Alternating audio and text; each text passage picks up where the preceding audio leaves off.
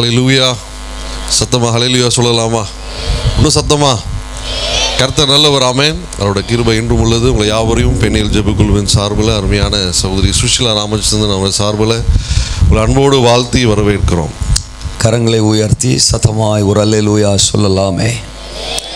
ஆண்டவரும் இரட்சகருமாகிய இயேசு கிறிஸ்துவின் பரிசுத்தம் உள்ள நாமம் இந்த நல்ல மாலை நேரத்திலும் நம் நடுவில் தொடர்ந்து மகிமை அடைவதாக. உங்கள் நடுவில் என்னை பலப்படுத்தி நிறுத்தி இருக்கும் என் ராஜாவுக்கு உள்ளத்தின் ஆழத்திலிருந்து நன்றி சொல்லி நான் கர்த்தரை மகிமைப்படுத்துகிறேன். என் நாமத்தை பிரஸ்தாபப்படுத்துகிற எந்த ஸ்தானத்திலும் நான் வந்து உங்களை ஆசீர்வதிப்பேன் என்று சொல்லுகிறவரின் பிரசன்னம் இந்த மைதானம் முழுவதும் நிறைந்திருக்கிறது. இந்த முதலாம் நாளிலும் கூட என்னை அன்போடு கூட அழைத்த இந்த தரிசனத்தை தேவனிடத்திலிருந்து பெற்று இந்த கூட்டங்களை ஒழுங்கு செய்து நடத்தி கொண்டிருக்கிற அருமையான அன்பு தாயார் அவர்களுக்கும் பாஸ்டர் வசந்த் அவர்களுக்கும் அவர்களோடு கூட இணைந்து நிற்கிற கர்த்தருடைய ஊழியர்கள், குடும்பத்தார், வந்திருக்கிற போதக பிதாக்கள், தேவ ஜனமாம் அன்பு சகோதர சகோதரிகள், இந்த ஒலிபெருக்கியின் மூலம் என் சத்தத்தை கேட்டுக்கொண்டிருக்கிற அனைத்து பெருமக்களுக்கும் இரட்சகர் இயேசுவின் விலையேற பெற்ற நாமத்தினால் என் வாழ்த்துக்களை நான் தெரிவித்துக் கொள்கிறேன். நான் பிரசங்கிக்கும் இயேசு உயிருள்ளவர், அவர் சர்வ வல்லமையுள்ள கர்த்தர். இந்த மாலை நேரத்தில் இந்த மைதானத்தில் அவர் நிறைந்திருக்கிறார். உங்களோடு பேச போகிறார், உங்களை தொட போகிறார், உங்களை சந்திக்க போகிறார், உங்களை பலப்படுத்த போகிறார், உங்கள் சரீரங்களில் விடுதலையை கட்டளையிட போகிறார். இந்த இரவு நீங்கள் அற்புதத்தோடு தான் இந்த இடத்திலிருந்து திரும்பி செல்ல போகிறீர்கள். ஆண்டவரே ஆமென் சொல்கிறவங்களா ஆசீர்வதிங்கப்பா. இருக்கிறீங்களா? ஹல்லேலூயா. எஃப் மைனர் தோத்திரம். தேவனுடைய நாமம் மகிமை அடைவதாக. துரைத்தனங்களையும் அதிகாரங்களையும் உரிந்து கொண்டு வெளியரங்கமான கோலமாக்கி அவைகளின் மேல் சிலுவையிலே வெற்றி சிறந்த இயேசு கிறிஸ்துவின் நாமம் இந்த மைதானம் முழுவதும் நிறைந்திருக்கிறது. வெற்றி சிறந்த நாமம் இயேசுவின் நாமம்.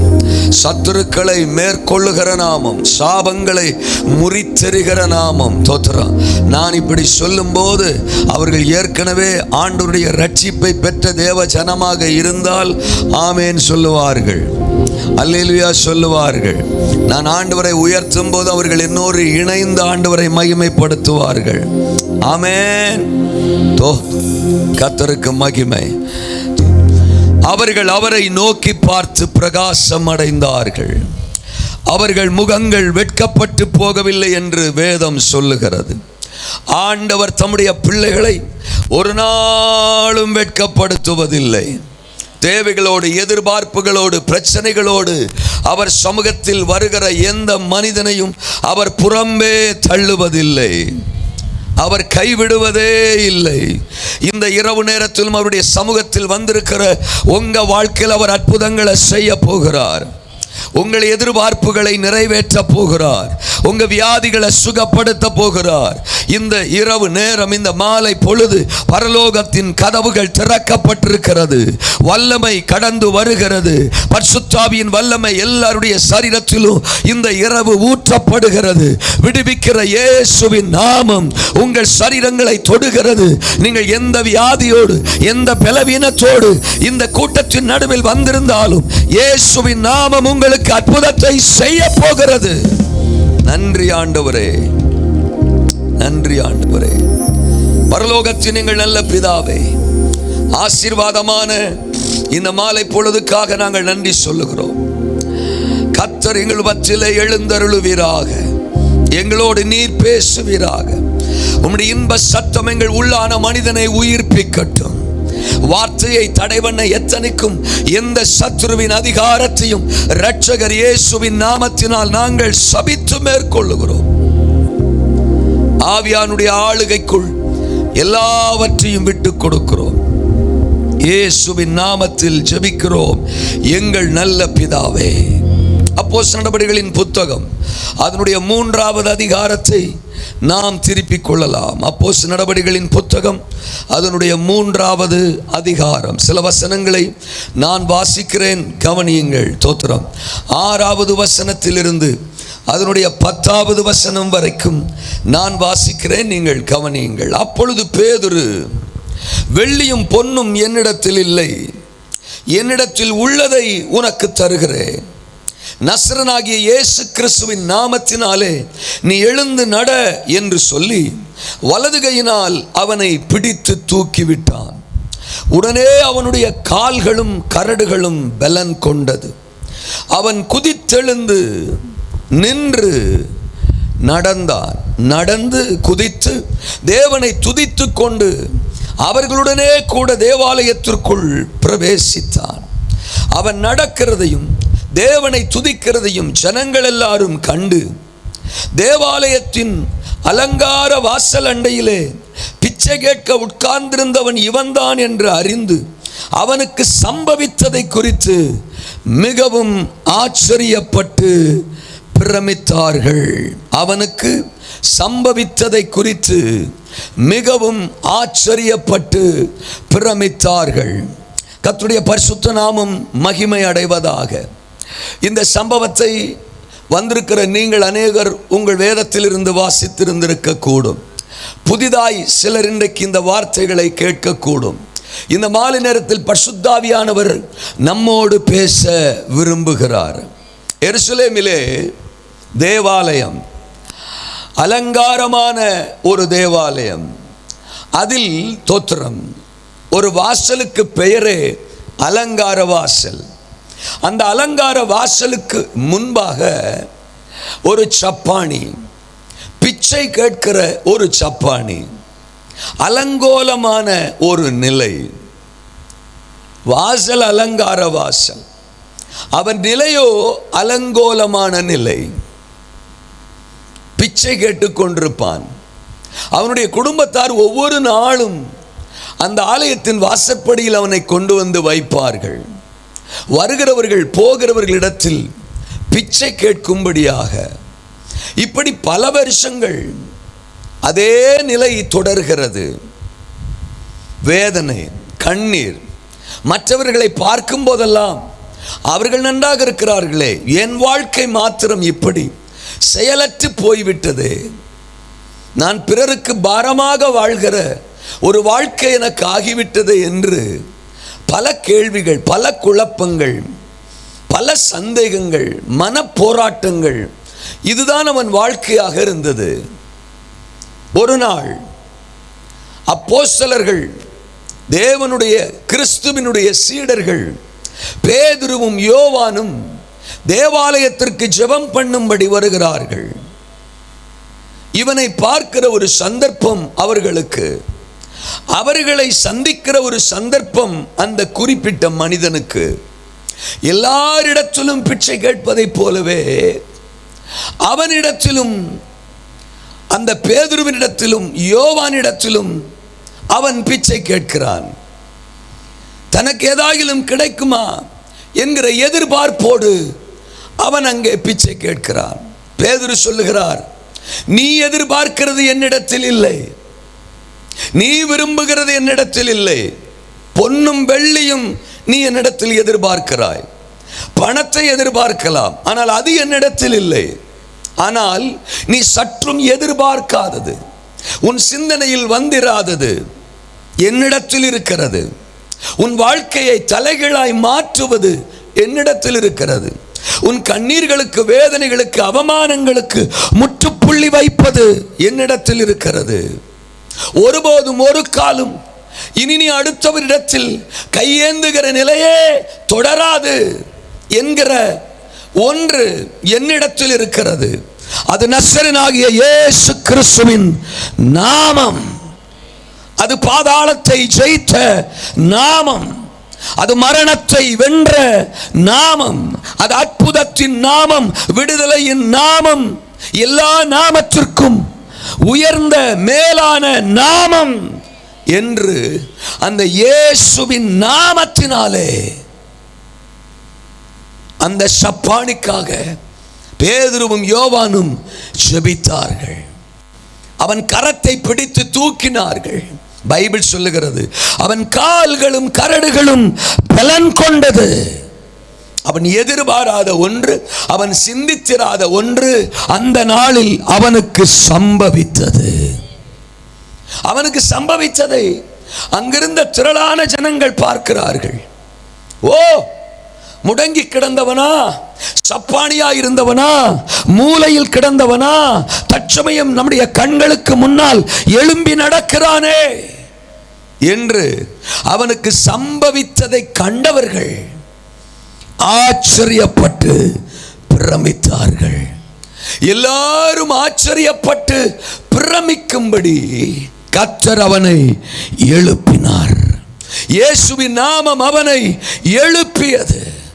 இந்த இரவு தேவன் நம்மோடு பேச போகிறார். தேவனுடைய சத்தத்தை நாம் கேட்க போகிறோம். என்ன தேவன் பேச விரும்புகிறார்? ஒரு சம்பவம் நடக்க போகிறது. இந்த கூட்டத்திற்கு நடுவில் வந்திருக்கிற உங்களுக்கு ஒரு சம்பவம் இந்த இரவு நேரம் நடக்க போகிறது. ஒரு அற்புத சம்பவம் நடக்க போகிறது. ஒரு விடுதலையின் சம்பவம் நடக்க போகிறது. நீங்கள் எதிர்பாராத ஒரு ஆச்சரியத்தின் நிகழ்வு, ஒரு அதிசயத்தின் நிகழ்வு இந்த இரவு நேரம் நடக்க போகிறது. கர்த்தர் அதை உங்களுக்கு நடப்பிக்க போகிறார். ஆண்டவரே, உம்முடைய வார்த்தைக்கு ஆமென் சொல்லுகிறவர்களுக்கு இந்த இரவு அந்த அற்புதம் நடப்பதாக. என்ன ஒரு மாதிரி பார்க்கிறவங்க அப்படியே இருப்பார்களாக. தோத்திரம். ஆண்டவருடைய வார்த்தை எனக்கு நேரா வருதுன்னு அவங்க நம்பி ஆமென் சொல்றாங்கன்னா அவங்களுக்கு அற்புதத்தை செய்யுங்க ஆண்டவரே. எனக்கு நல்லா தெரியும், மைதானத்தில் 80-85% மேலே நீங்கள் இயேசுவை அறிந்த கூட்டமாக தான் இங்கே இருப்பீங்க. ஏன்னா நாங்கள் வருஷக்கணக்காக கூட்டங்களுக்கு போகிறோம், பிரசங்கம் பண்ணுறோம். தோத்திரம். எப்படிப்பட்ட நிலையில் ஜனங்கள் வந்து உட்காந்துருப்பாங்கன்னு எங்களுக்கு தெரியும். தோத்திரம். கூட்டத்துக்கு போகிறோமே, ஆளுக்கு ஒரு புது ஆத்மாவை கூட்டு போவோம். அப்படிங்கிற ஆத்மாக்களை எல்லாம் தேடியும் காணாதிருப்பாய். தோத்திரம். அப்படிப்பட்ட ஆத்ம பாரம் எல்லாம் சபை மக்களுக்கு வந்துருச்சுன்னா இந்தியா என்னைக்கோ ரட்சிக்கப்பட்டிருந்திருக்கும். தோத்திரம். இவங்க கூட்டத்திலிருந்து உட்கார்றதே பெரும்பாடு. தோத்திரம்.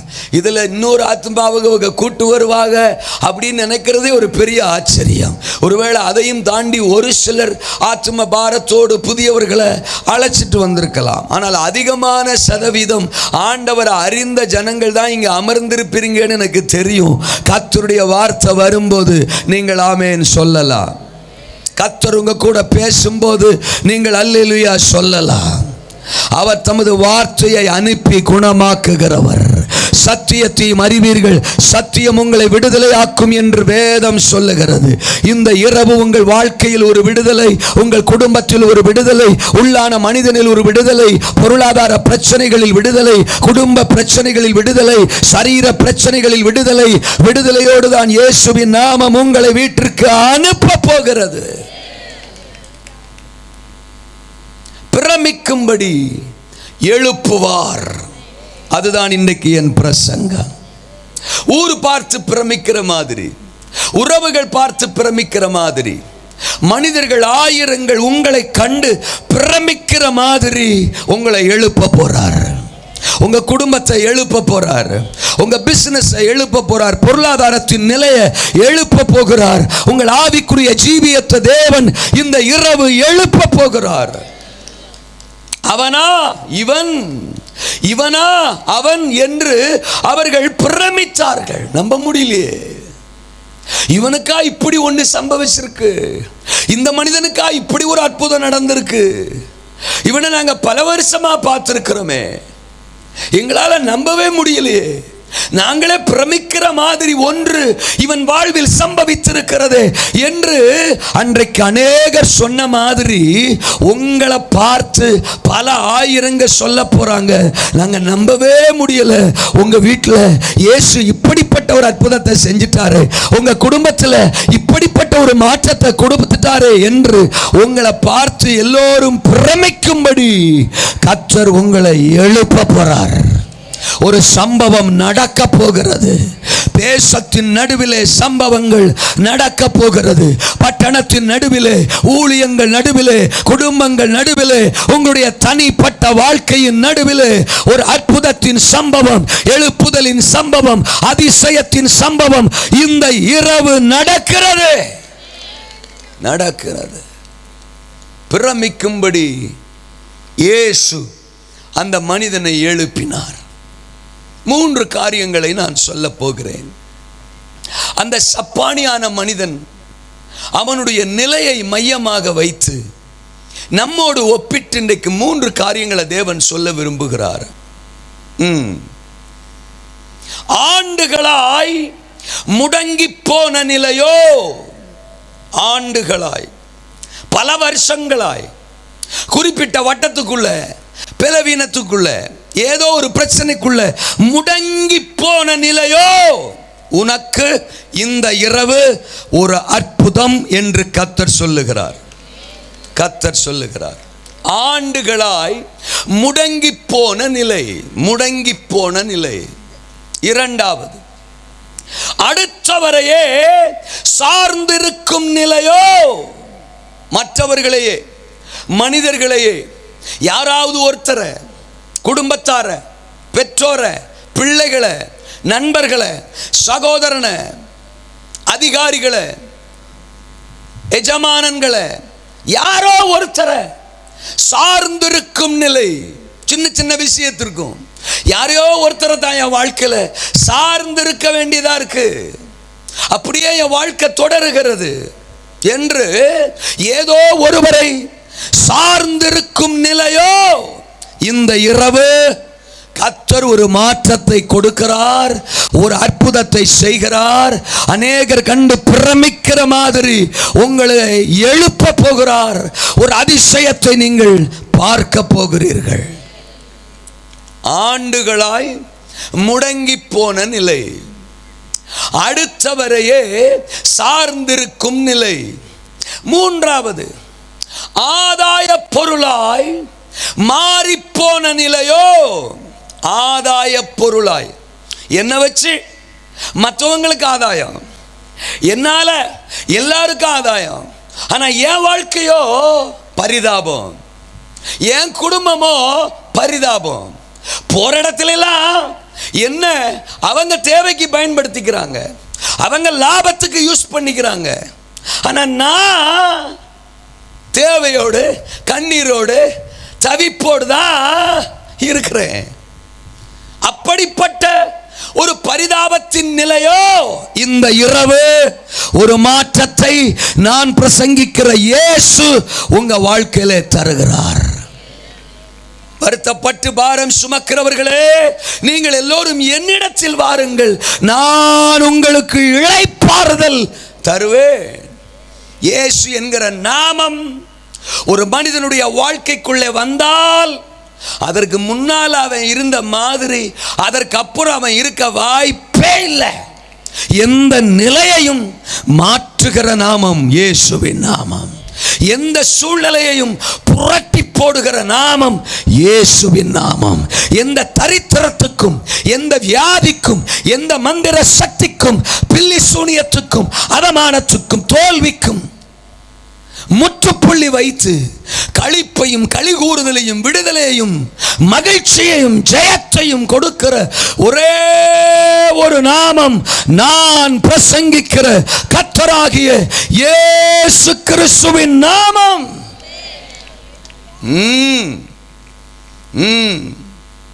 அந்த நாமத்தை எதிர்த்து ஜெயிக்கிற கூட்டம் இந்த உலகத்தில் இல்லை.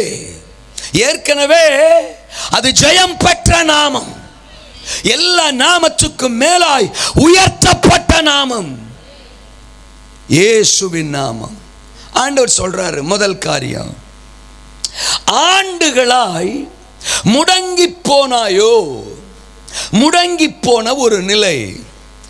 இந்த அலங்கார வாசல்ல இருந்த சப்பானியை பத்தி நீங்க 4ஆம் அதிகாரம் 22ஆம் வசனத்தில் படிச்சாங்க. வசனம் சொல்லுது, அற்புதமாய் சொஸ்தமாக்கப்பட்ட மனுஷன் 40 வயதுக்கு மேற்பட்டவனாய் இருந்தானா.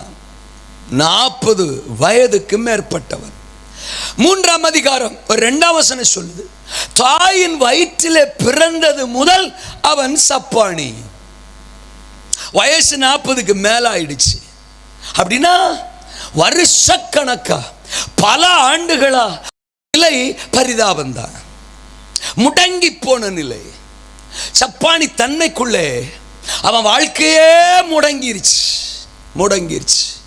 தன்னுக்கு முன்னால நிறைய பேர் நடந்திருப்பாங்க, பலரை அவன் பார்த்திருப்பான். அவனுக்கு பின்னால பிறந்தவங்க, வயதுல சின்னவங்க, சின்ன சின்ன பிள்ளைங்க கூட பெலனா இருக்கிறாங்க, நடக்கிறாங்க.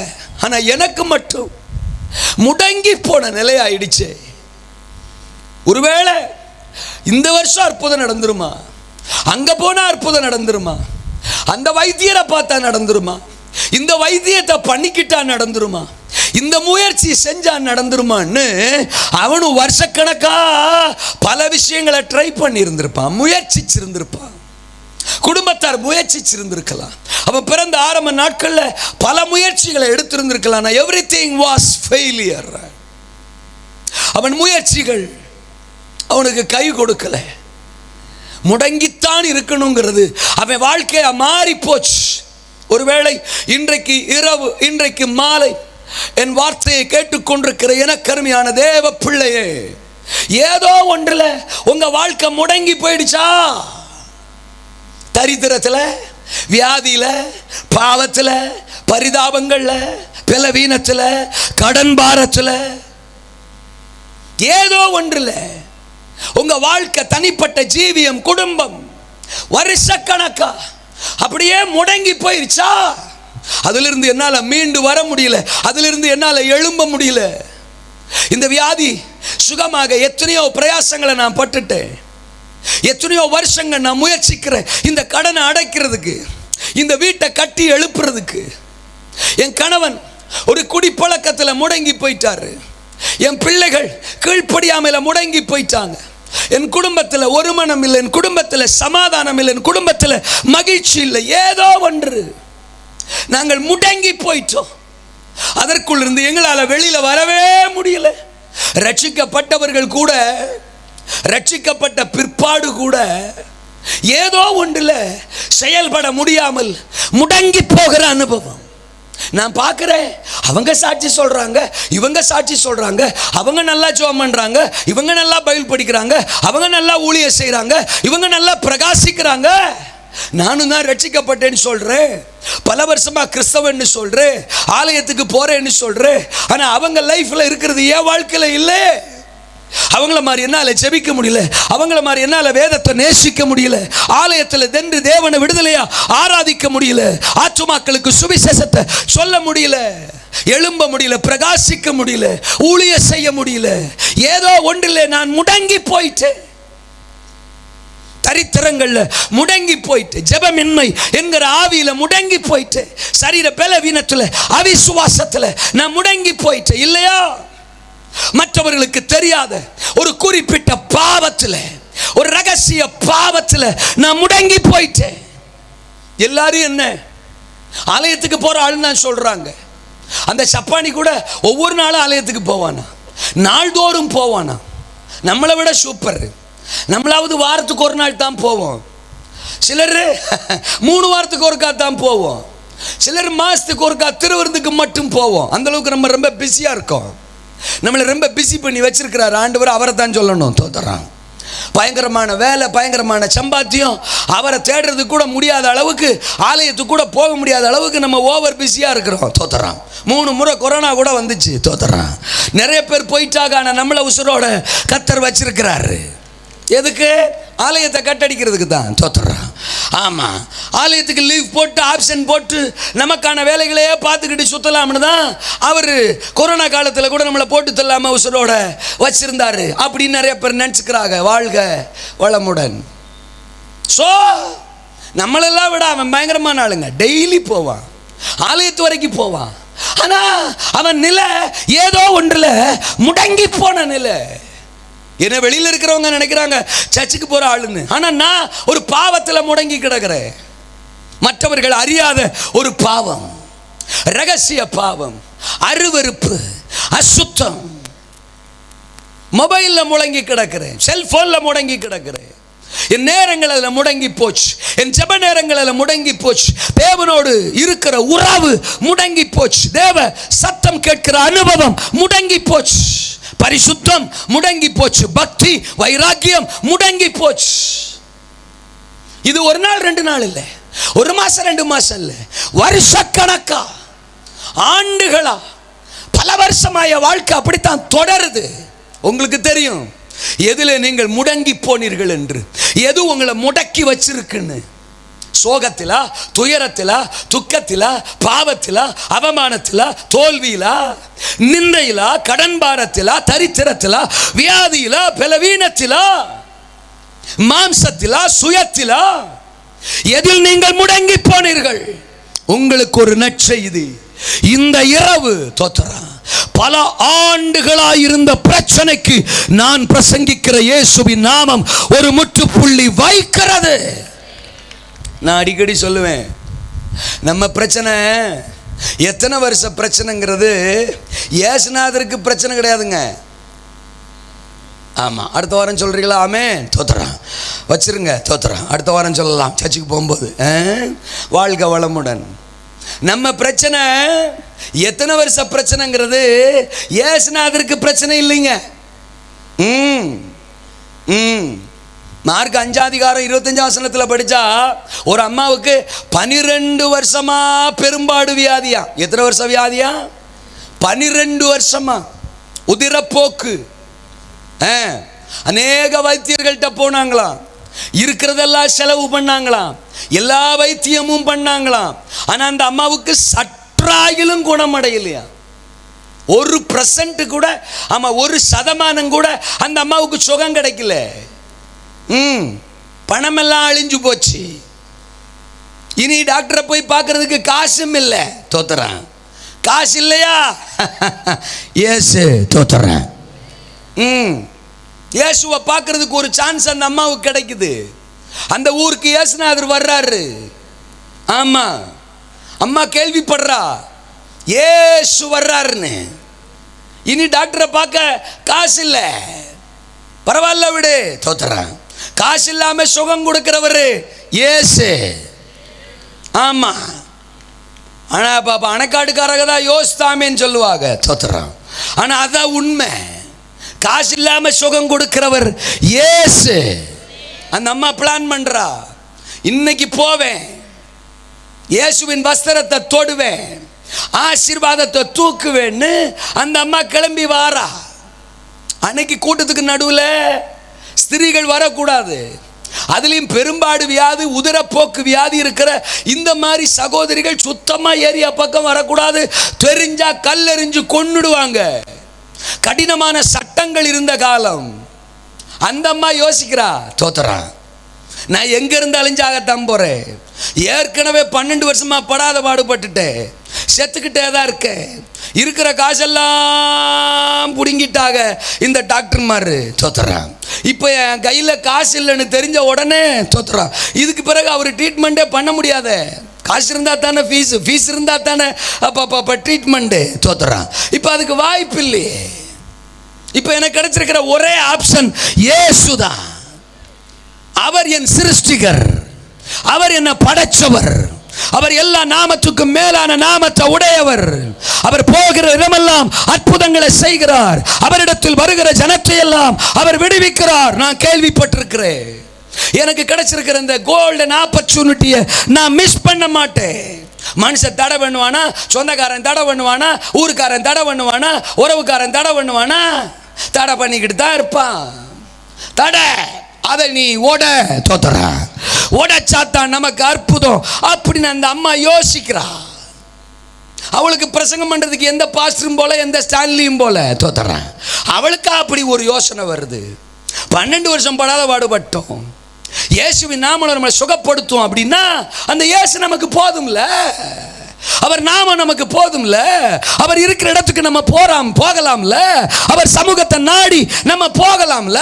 அதுக்கு ஊர் தடையா, உலகம் தடையா, மச்சான் தடையா, மாமன் தடையா சொல்லிக்கிட்டே இருந்தா மறுக்கையா சாக வேண்டிதான், மண்டே போட வேண்டிதான். மச்சானை பார்த்தா சாக வேண்டிதான், மாமனை பார்த்தா சாக வேண்டிதான், சொந்தக்காரனை பார்த்தா சாக வேண்டிதான். இயேசுவை பார்த்தா பொழைச்சுக்கிறலாம், இயேசுவை பார்த்தா அற்புதத்தை பெற்றுக்கிறலாம். அந்த அம்மா முடிவு பண்றா, போங்கடா டேஸ், எனக்கு வேணும் இயேசு. நான் உங்களை பார்த்துக்கிட்டு கூட்டத்துக்கு போகாம இருக்க மாட்டேன், கூட்டத்துக்கு நடுவில் போகாம இருக்க மாட்டேன். என்ன நீங்க கல்லறிஞ்சே கொன்னாலும் பரவாயில்ல, இயேசு கிட்ட போயிட்டு தாண்டா சாவேன். இயேசுவின் வஸ்திரத்தை தொட்டுட்டு தான் சாவேன். இன்னைக்கு நான் அவரை தொட்டே ஆகணும், அவர் வஸ்திரத்தை தொட்டே ஆகணும். என்னுடைய பல வருஷ பிரச்சனைக்கு இயேசு முற்றுப்புள்ளி வைப்பார். என் கண்ணீருக்கு முற்றுப்புள்ளி வைப்பார், என் வியாதிக்கு முற்றுப்புள்ளி வைப்பார். நேற்று வரை நான் இருந்த மாதிரி இனி ஒரு நாளும் இருக்க போறது இல்லை.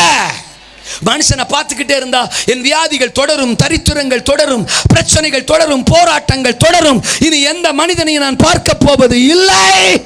எனக்கு ஒரே ஒரு நம்பிக்கை, அது இயேசு மட்டுமே அப்படின்னு அந்த அம்மா கூட்டத்துக்கு நடுவில் வந்துட்டா. இருக்கிறீங்களா?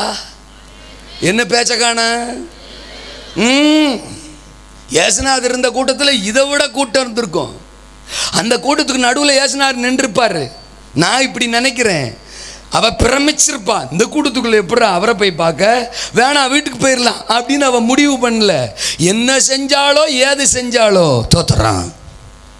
ஒருத்தங்கால நழுக்குன்னு மிதிச்சிருப்பா, தோத்துறான். அப்படின்னு தூக்கியிருப்பானா, அந்த கேப்பில் ஒரு ஸ்டெப்பு முன்னால போயிருப்பா, தோத்துறான். இன்னொருத்தனை இடுப்பாலே இடிச்சிருப்பா, தோத்துறான். கையால் இடுப்பை இடிச்சிருப்பா, அவன் அப்படின்னு ஒன்று அங்கே ஒரு கேப்பு கிடச்சிருக்கும், முன்னேறி இருப்பா, தோத்துறான். இருக்கிறீங்களா? ஆண்டவரை தேடணும்னாலே 1008 தடம் வருங்க. அது என்னன்னு தான் தெரிய மாட்டேங்குங்க. எங்கே வேணாலும் போ, தோத்துறான். சினிமா தேட்டருக்கா போ, குடிக்கிற இடத்துக்கா போ, மந்திரவாதம் பண்ணுறதுக்கா போ, கிளப்புக்கா போ, பார்க்குக்கா போ, யாரை வேணாலும் பார்க்க போ, எங்க வேணாலும் போ. உலகத்தில் அதுக்கு எந்த தடையும் இல்லை. சர்ச்சுக்கா போகாத, ஏசுநாதரா பார்க்காத. ஐயோ ஐயோ, அல்ல சொல்லுங்க. யாரை வேணாலும் பார்க்க விட்டுருது உலகம், எங்க வேணாலும் போக விட்டுருது உலகம். படைச்சவர், சுவாச காத்த கொடுத்தவர், உருவாக்குனவர், ஏன் மனுக்குலத்தின் பாவ மீட்புக்காக கல்வாரி சிலுவையிலே அவன் ரத்தத்தை சிந்தி தந்தவர், தன் ஜீவனையை விலைக்கிரயமா கொடுத்தவர். நம்ம விரும்புகிறதும் நம்ம விரும்பாததும், நம்ம எதிர்பார்க்கிறதும் நம்ம எதிர்பாராததுமான எல்லா நன்மைகளையும், உச்சிதங்களையும், விடுதலையும், ஐஸ்வர்யத்தையும், ஆசீர்வாதத்தையும் கரங்கள்ல வச்சுக்கிட்டு வா, உனக்காகத்தான் இத்தனையையும் நான் ஆயத்தப்படுத்தி வச்சிருக்கிறேன்னு நம்மளை அழைக்கிறவர். அவர்கிட்ட போறதுக்கு மட்டும் தடை. அறியாதவங்க இப்படி சொல்லிட்டா கூட பரவாயில்ல. ஆண்டவரை நல்லா அறிஞ்சவங்க, சுகத்தை பெற்றவங்க, விடுதலையை பெற்றவங்க, ஞானசானம் பெற்றவங்க, யாசி புள்ளடி சொல்லிக்கிறவங்க கூட சர்ச்சுக்கு வர்றதுக்கு, ஆலயத்துக்கு வர்றதுக்கு, ஆராதனைக்கு வர்றதுக்கு, உபா ஜபத்துக்கு வர்றதுக்கு, ஆண்கள் ஜபத்துக்கு வர்றதுக்கு, பெண்கள் ஜபத்துக்கு வர்றதுக்கு 1008 காரணத்தை சொல்லிக்கிட்டு தானே சுத்துறோம். சில ஆளெல்லாம் பாக்கெட்டில் வச்சுக்கிட்டே தான் சுத்துது. பாஸ்டர் கேட்டால் ஒன்று எடுத்து போடுறது, ஆளாளுக்கு ஒரு காரணத்தை சொல்றது. இருக்கிறீங்களா? ஆமா. உங்களை என்னை விடுதலை ஆக்கிறதுக்கு ஆண்டவர் காரணம் சொல்லிக்கிட்டு இருந்தாரா? கல்வாரி சிலுவையில் தொங்குறதுக்கு காரணம் சொல்லிக்கிட்டு இருந்தாரா? ரட்சிப்பின் திட்டத்தை உண்டு பண்றதுக்கு காரணம் சொல்லிக்கிட்டு இருந்தாரா? இல்லையே. அவர் நம்ம மேல் கொண்ட அன்பு பெரியது. தம்முடைய ஒரே பேரான குமாரனை விசுவாசிக்கிறவன் எவனோ அவன் கெட்டு போகாமல் நித்திய ஜீவனை அடையும்படிக்கு அவரையே தந்தருளினார். இவ்விதமாய் அவர் உலகத்தின் மேல் அன்பு கூர்ந்தார் என்று 3:16 யோவானிலே வாசிக்கிறோம். மனுக்குலத்தை நேசிக்க, மன்னிக்க, விடுவிக்க அவர் காரணங்களை சொல்லலையே. அன்பு, மனுக்குலத்தின் மேல் கொண்ட அன்பு, உங்க மேல என் மேல வச்சிருக்கிறவருடைய மாயமற்ற மாறாத ஒரிஜினல் சுத்தமான அன்பு. இன்றைக்கும் அதே அன்புள்ள கர்த்தர் தான் உங்களை எழுப்பும்படி, உங்களை விடுவிக்கும்படி, உங்க வாழ்க்கையில் அற்புதங்களை செய்யும்படி இந்த மாலை கூட்டத்தை ஒழுங்கு செய்திருக்கிறார். இறங்கி வந்திருக்கிறார். உங்க வாழ்க்கையை தலைகீழா மாற்ற விரும்புகிறார். எத்தனை வருஷமா முடங்கி போயிட்டீங்க, கடல்ல முடங்கிட்டீங்க, வருஷக்கணக்கா. நாமளே ஒரு முடிவுக்கு வந்திருப்போம், இதுக்கு பிறகெல்லாம் கல்யாணம் நடக்க வாய்ப்பில்லை, இதுக்கு பிறகெல்லாம் புள்ள பிறக்க வாய்ப்பில்லை, இதுக்கு பிறகெல்லாம் என் புருஷன் மாற வாய்ப்பில்லை, என் புள்ள திருந்த வாய்ப்பில்லை, இந்த வீடு கட்ட வாய்ப்பில்லை, இந்த கடனை அடைய வாய்ப்பில்லை. ஒன்று சொல்லவா, வாய்ப்பு இல்லாதவனுக்கு தான் வார்த்தை வரும். வார்த்தை வந்துட்டா வாய்ப்பு வரும். ஆபிரகாமுக்கு வயசு 100, சாராளுக்கு வயசு 90. நான் கேட்கேன், தோத்துறேன், அவங்களுக்கு குழந்தை பிறக்கிறதுக்கு ஏதாவது வாய்ப்பு இருக்கா? வாய்ப்பு இல்லை சார். இல்லை சொல்லுங்க, அதற்கு எந்த வாய்ப்புமே இல்லை. தோத்துறா. சாராள் அம்மாவுக்கு கர்ப்பம் செத்து போச்சான், ஆபிரகாமுக்கு சரீரம் செத்து போச்சான். ரெண்டுமே அவுட் ஆஃப் ஆர்டரு. அந்த 2 அவுட் ஆஃப் ஆர்டர் தான் தேவனே செலக்ட் பண்றாரு. தோத்துறான். தகுதி இல்லாதவனை தான் அவர் செலக்டே பண்ணுவாரு. வாய்ப்பு இல்லாதவனை தான் தேடியே வருவாரு. அவனுக்கு தான் வார்த்தையை கொடுப்பாரு, வாக்குத்தத்தத்தை கொடுப்பாரு, அவன் கூட தான் பேசுவார், அவனை தான் தட்டி எழுப்புவாரு. 40 வருஷம், 40 வயதுக்கு மேற்பட்டவன், முடங்கி போன நில சப்பானி. அவன் கால் பலன் கொள்றதுக்கு வாய்ப்பு இருக்கா? இல்லை சார். அவன் சுகமடைய வாய்ப்பு இருக்கா? இல்லை. அவன் எழும்ப வாய்ப்பு இருக்கா? சத்தியமா இல்லை. ஆனா அவன் கிட்டத்தான் ஒரு பேதுருவையும் ஒரு யோவானையும் கர்த்தர் அனுப்பினார். எதுக்கு வாய்ப்பு இல்லைன்னு சொல்லிட்டு இருக்கிறீங்க?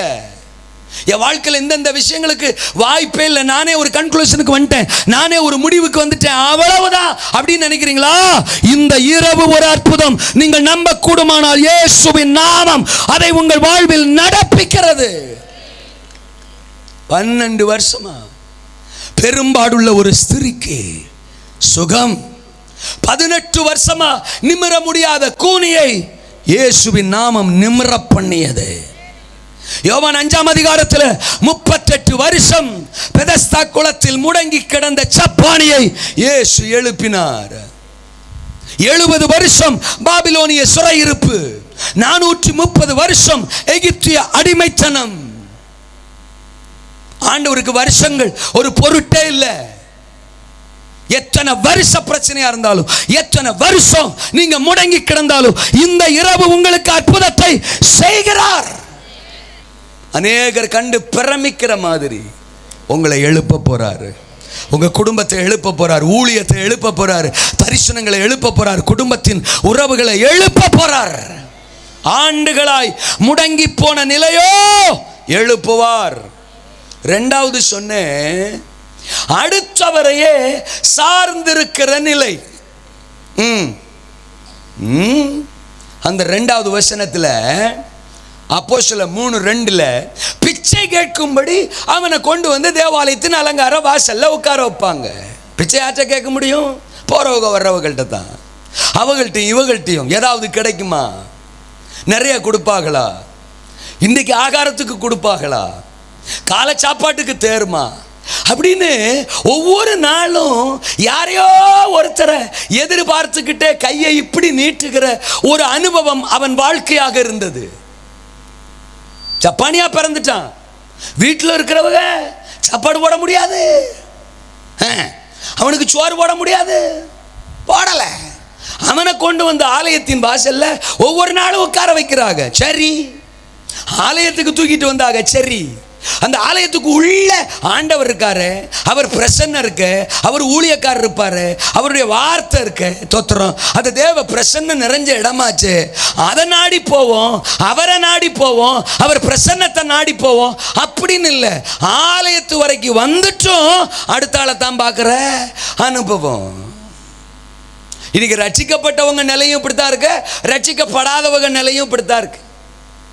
ஐயா ஐயா ஐயா ஐயா. சில ஆளெல்லாம் கடன் வாங்கி வாங்கி வாங்கி வாங்கி வாங்கி வாங்கி வாங்கி வீங்கி போச்சு. எத்தனை பேர்ட்ட கடன் வாங்கணுங்கிறதே அவங்களுக்கு மறந்து போச்சு. ஒரு கடன் அடைக்க இன்னொரு கடன், இந்த கடன் அடைக்க அந்த கடன் அப்படின்னு கடனா வாழ்க்கையாகி போச்சு. எத்தனை குடும்பங்கள் கடனால தற்கொலை பண்ணிக்குது. எத்தனை குடும்ப தலைவர்கள் கடனால தற்கொலை பண்ணி செத்து போறாங்க. அடுத்தவர்களையே நம்பி நிற்கிற ஒரு அவல நிலை பலருடைய வாழ்க்கையாகி போச்சு. சின்ன காரியத்துக்கும் பெரிய காரியத்துக்கும் அப்பாவை பார்க்கலாமா, அம்மாவை பார்க்கலாமா, மச்சானை பார்க்கலாமா, மாமனை பார்க்கலாமா, மாமனாரை பார்க்கலாமா, கொழுந்தனாரை பார்க்கலாமா, எழுத்த விட்ட பார்க்கலாமா. ஞாயிற்றுக்கிழமை ஆராதனைய கட்டடிச்சுட்டு கூட போய் பார்க்கலாமா கடன் வாங்குறதுக்கு. தோத்துறா. ஞாயிற்றுக்கிழமை ஆலயத்தை கூட கட்டடிச்சிட்டு, ஏன் அந்த 50,000 மச்சான்ட்ட போய் கை நீட்டி கேட்கறதுக்கு ஆலயத்தில் போய் கையை நீட்டி ஆண்டவரே, என் அப்பாவே, என் ஆண்டவரே, என் தேவனே அப்படின்னு கேட்டா நம்ம தேவையை அவர் சந்திக்க மாட்டாரா? நம்ம தான் மச்சானை விட இயேசுநாதரை கீழே தானே வச்சிருக்கிறோம். மச்சான்ட்ட போனா நடந்துரும், ஆலயத்துக்கு போனா நடக்காது அப்படிங்கிற எண்ணத்தில் தானே இன்னைக்கு விசுவாசிகள் வளர்ந்துக்கிட்டு இருக்கிறோம். இன்னும் சொல்ல போனா கடன் வாங்க போறதுக்கு ஜெபம் வேற. தோத்திரம். ஆண்டவரே கூட வாங்கப்பா. தனியா போறதுக்கு ஒரு மாதிரி இருக்கு. இயேசுநாதரும் கூட வரணுமா? எங்க கடன் வாங்க. அதுலேயும் ஒரு சில ஆள் வசனத்தெல்லாம் அப்பதான் யூஸ் பண்ணும். என் சமூகம் உனக்கு முன்பாக செல்லும் என்று சொன்னீரே, நான் உனக்கு முன்னே போய் கோணலானவைகளை செவ்வையாக்குவேன் என்று சொன்னீரே, வெண்கல கதவுகளை உடைத்து இருப்பு தாழ்பாளை முறித்து அந்த காலத்துக்கு பொக்கிஷங்களை ஒளிப்படத்தின் புதையல்களை தருவேன் என்று சொன்னீரே. சொன்னேன் தான். என்ன பண்ணணுன்ற நீங்க எனக்கு முன்னால போய் தடைகளை உடையுங்க ஆண்டவரே. 50,000 கடன் வாங்குறதுக்கு அவர் முன்னால போகணுமா? என்னை பத்தி தான் உங்களுக்கு தெரியுமே ஆண்டவரே, நான் ஞாயிற்றுக்கிழமை ஆராணிக்க லேட்டாக தானே வருவேன். சொத்துறான். அதனால் கடன் வாங்குறதுக்கு நான் லேட்டாக வந்தால் அவன் எஸ்கேப் ஆயிடுவான். நீங்கள் முன்னால் போய் அவனை செட்டப் பண்ணி ரெடி பண்ணி வைங்க ஆண்டவரே. நான் பின்னால் மஞ்சப்பையோட வர்றேன். இயேசுநாதரையே கடன் வாங்க அனுப்புறது முதல் குறிப்பு இயேசுரத்தஞ்சயம். இந்த நவீன கால விசுவாசிகள், இந்த நவீன கால கிறிஸ்தவர்கள் தான். இப்படி ஒரு ஜென்ரேஷன் அவர் பார்த்துருந்துருக்கவே மாட்டார். அவரையே கடன் வாங்க அனுப்புறது, அது வசனத்தை சொல்லி அனுப்புறது. முன்னால் போங்க, கரெக்டாக போங்க ஆண்டவரே, கரெக்டாக போங்க. அட்ரஸ் இதுதான், தெருவு அதுதான், ரோடு அதுதான். தோத்துறோம். ரைட்டில் திரும்பிடாதீங்க, கரெக்டாக போங்க. தோத்துறோம். கரெக்டாக போங்க. ஆவியானவரே இங்கேருந்து டைரக்ட் பண்ணுறது. தோத்துறோம். அவருக்கு ஒரு மேப்பை போட்டு மொபைலை கொடுத்துட்டு அவர் வாட்டுக்கு அந்த மேப்பை பார்த்துக்கிட்டே வீட்டில் போய் என்ன செய்வார்? என் பையன் பின்னாடி வர்றான், என் மகா பின்னாடி வரா, செட்டப் பண்ணு, ரெடி பண்ணு அப்படின்னு அவர் போய் பேசணுமா? நம்மளை உசுரோட வச்சிருக்கிறார் பாருங்க, அவரை சொல்லணும்.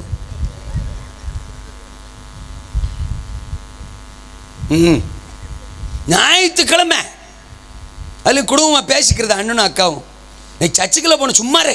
தோத்துறேன். இன்னைக்கு தான் அவங்க வீட்டில் இருப்பாங்க. தோத்துறேன். அதனால் நீ கிளம்பி உங்கள் அண்ணன் வீட்டுக்கு போ, நான் கிளம்பி எங்கள் அக்கா வீட்டுக்கு போகிறேன். நீ ஒரு 20 பெரட்டிட்டு வா, நான் ஒரு 30 உருட்டிட்டு வரேன். தோத்துறேன். ஞாயிற்றுக்கிழமை ஆராணியை கட்டடிச்சுட்டு இவங்க 20 பரட்ட போகிறாங்க, அவங்க 30 உருட்ட போகிறாங்க. நான் ஒரு கேள்வி கேட்குறேன், அப்படி சண்டே கட் பண்ணிட்டு போய் எத்தனை 1000 உருட்டிக்கிட்டு திரட்டிக்கிட்டு வந்தோம் நாம? வாய்ப்பு இல்லை ராஜா.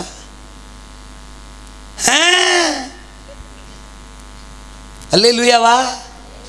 இதில் வேற ஜெபம். ஆண்டவரே அவங்க உள்ளத்தில் பேசுங்க ஆண்டவரே, எனக்கு 50,000 வேணாம் ஆண்டவரே, அவன் 40 தான் தரேன் இருக்கான், ஆனால் மிச்ச 10க்கு நான் எங்கே போவேன்? அதனால அவன் மண்டைக்குள்ள புகுந்து ஒரு 10,000 ஏத்தி 50,000 அவனே கொடுக்க உதவி செய்யுங்க ஆண்டவரே. ஞாயிற்றுக்கிழமை மத்தியானம் தான் தர்றேன் இருக்கான். எங்கள் பாஸ்ட்டு கொஞ்சம் அவசரப்பட்டு தோத்துறோம் அவன் ஆர்வமாக இருந்து ஆராதனையை கொஞ்சம் இழுத்துட்டாருன்னா அவன் எஸ்கேப் ஆயிடுவான் ஆண்டவரே. அதனால் எங்கள் பாஸ்ட் மண்டைக்குள்ளே புகுந்து வழக்கத்தை விட ஒரு 10 நிமிஷம் முன்னாடியே ஆராதனையை முடிக்க உதவி செய்யுங்க ஆண்டவரே. எப்படி ஜெபம் பார்த்தீங்களா? அவன் மண்டைக்குள்ளே புகுந்து 10,000 ஏற்றணுமா தோத்துறான். பாஸ்ட் மண்டைக்குள்ளே புகுந்து 10 நிமிஷம் இறக்கணுமா? இப்படி ஜெபிக்கிற நாமளை உசுரோட வைக்கணுமா? ஏன் அதே 50,000 நீ ஐஸ்வர்ய சம்பனர் அல்லவா, நான் உம்முடைய பிள்ளை அல்லவா? என்ன பேச்ச காண? என் தேவைகளை சந்திக்கிற யெகோவா ஈரே நீர் அல்லவா, என் கண்ணீரை துடைக்கிறவர் அல்லவா, என் வாழ்க்கைக்கு பலனா துணையா என்னோடு வருகிறவர் அல்லவா, என் தேவைகளை சந்திங்க அப்படின்னு ஏன் ஜெபம் பண்ணக்கூடாது? அந்த ஆண்டவற்றை ஏன் நம்ம கை நீட்டக்கூடாது? எங்க பார்த்தாலும் இந்த கையேந்துகிற நிலை. உலக பிரகாரமா தான் இப்படின்னா ஆவிக்குரிய வாழ்க்கையில கூட எப்ப பாருங்க யாராவது ஒருத்தர் நமக்காக ஜெபிக்கணும், நாம தூங்கணும். அவங்க ஜெபிப்பாங்க, இவங்க ஜெபிப்பாங்க. ஜோமனுங்க சிஸ்டர், ஜோமனுங்க பாஸ்டர், தோத்திரம் அந்த பாஸ்டர்கிட்ட ஜெபிச்சுக்கலாம், இந்த பாஸ்டர்கிட்ட ஜெபிச்சுக்கலாம். அவங்க ஜோம் பண்ணுவாங்க, இவங்க ஜோம் பண்ணுவாங்க. புதுசா வர்றவங்களுக்கு ஓகே, இயேசுவை அறியாதவங்களுக்கு ஓகே. அவங்களுக்கு இன்னும் விசுவாசம் என்ன தெரியாது, வார்த்தை என்னன்னு தெரியாது, சத்தியம் என்னன்னு தெரியாது. பரவாயில்ல, 10 வருஷம் 15 வருஷம் விசுவாசியும் இன்னும் நம்முடைய தேவைகளுக்காக ஐயா ஐயா ஐயா ஜோமனுங்க ஜோமனுங்க ஜோமனுங்க. நாங்க ஜோம் பண்ணாம இல்ல, ஜோம் பண்றோம். ஆனா எங்க ஜபத்தை மட்டும் நீங்க நம்பி இருந்தா ஒன்றும் உங்களுக்கு நடக்க போவது இல்லை. அதில் வர எங்கள்கிட்ட ஸ்ட்ராங்காக ஜோம் பண்ணுங்க பாஸ்டர். எப்படி ஃபில்டர் காப்பி மாதிரியா தோத்துறோம்? ஸ்ட்ராங்காக ஜோம் பண்ணுமா? ஒரு சிலர் உபவாசம் போட்டு ஜோம் பண்ணுங்க பாஸ்டர். நாங்கள் உபவாசம் போட்டு ஜோம் பண்ணுறோம், நீங்கள் உருளைக்கிழங்க சாப்பிட்டு உருளைக்கிழங்கு மாதிரியே இருக்கிறீங்களா? இல்லை, நான் கேட்கேன், ஒரு விசுவாசிக்கும் ஒரு நாள் பாஸ்டர் உபவாசம் போட்டால் பாஸ்டர் என்னை தான் சாப்பிட்றது? அவரை சீக்கிரம் அனுப்பிடணுங்கிறத நம்ம தரிசனமா? என்ன பேச்சக்கான? ஆவிக்குரிய வாழ்க்கையில கூட அறிந்தோ அறியாமலோ நாம அடுத்தவரையே சார்ந்திருக்கிற ஒரு அவல நிலை வந்துட்டு நாம பைபிள் படிக்கிறது இல்லை, பைபிளை தொடர்றது இல்லை, நாம முழங்கால் போடுறது இல்லை, நாம ஜெபம் பண்றது இல்லை, குடும்ப ஜெபம் இல்லை, உபவாச ஜெபம் இல்லை, சபையில ஜெபிக்க வர்றது இல்லை. சபையிலேயே அப்படியே ஜெபம் பண்ண வந்தாலும் ஜெப நேரத்தில் ஒரு ஆர்வமா ஆவியில நிறைஞ்சோம் ஜெபிச்சோம் அப்படின்னு இல்லை. கொட்டாய் விட தூங்க. சில ஆள் வாட்டர் பாட்டிலோட வந்துடும் தோத்துறோம். பிரசங்காரி ஜெபம் நடத்துறவர் கூட தண்ணி குடிக்காம நடத்திட்டு இருப்பாரு. இவங்க அப்பப்ப குடிச்சுக்கிருவாங்க. ஆமீன் சொல்லிட்டு குடிச்சா கூட பரவாயில்ல, சரி 10 ஆமீன் சொன்னாங்க, 10 அலையிலேயே சொன்னாங்க, தொண்டை வறண்டு இருக்கும், குடிச்சுக்கிறாங்க, அக்கா அண்ணன் குடிச்சுக்கிறாருன்னு சந்தோஷப்படலாம். என்னத்துக்கு குடிக்கிறாங்கன்னே நமக்கு தெரியாது தோத்துறோம். குடிச்சுக்கிறது சரி, குடிச்சதோட இருந்தால் பரவாயில்ல, குடிக்க எந்திரிச்சு போய் முடிக்க, அப்புறம் குடிக்க எந்திரிச்சு போய் முடிக்க, இப்படி போக்குவரத்துமாவே இருக்க. என்ன பேச்ச காணா? நீ என்னத்துக்கு தான் ஜபத்துக்கு வந்த அப்படின்னு கேட்டா தெரியல தோத்துறான். சில ஆள் என்னத்துக்கு சபைக்கு வருதுன்னு அவங்களுக்கும் தெரியல, பாஸ்டருக்கும் தெரியல, பக்கத்தில் இருக்கிற விசுவாசிக்கும் தெரியல, குடும்பத்தாருக்கும் தெரியல. இதை விட பெரிய வேதனை என்ன தெரியுமா? பரிசுத்தாவியானவருக்கே தெரியல.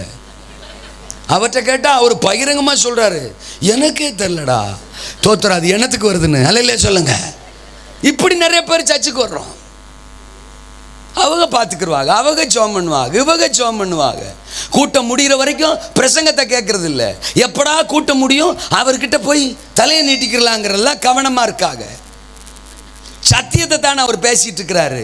வசனம் சொல்லுது, சத்தியத்தை அறிவீர்கள், சத்தியம் உங்களை விடுதலையாக்கும். நாங்கள் பிரசங்கம் பண்ணும்போது புறப்பட்டு வருகிற சத்தியம் உங்களுக்கு ஒண்ணுமே செய்யலைன்னா அதுக்கு பிறகு எங்க கிட்ட இருந்து வர்ற ஜெபம் தான் உங்களுக்கு அற்புதம் செய்ய போதா?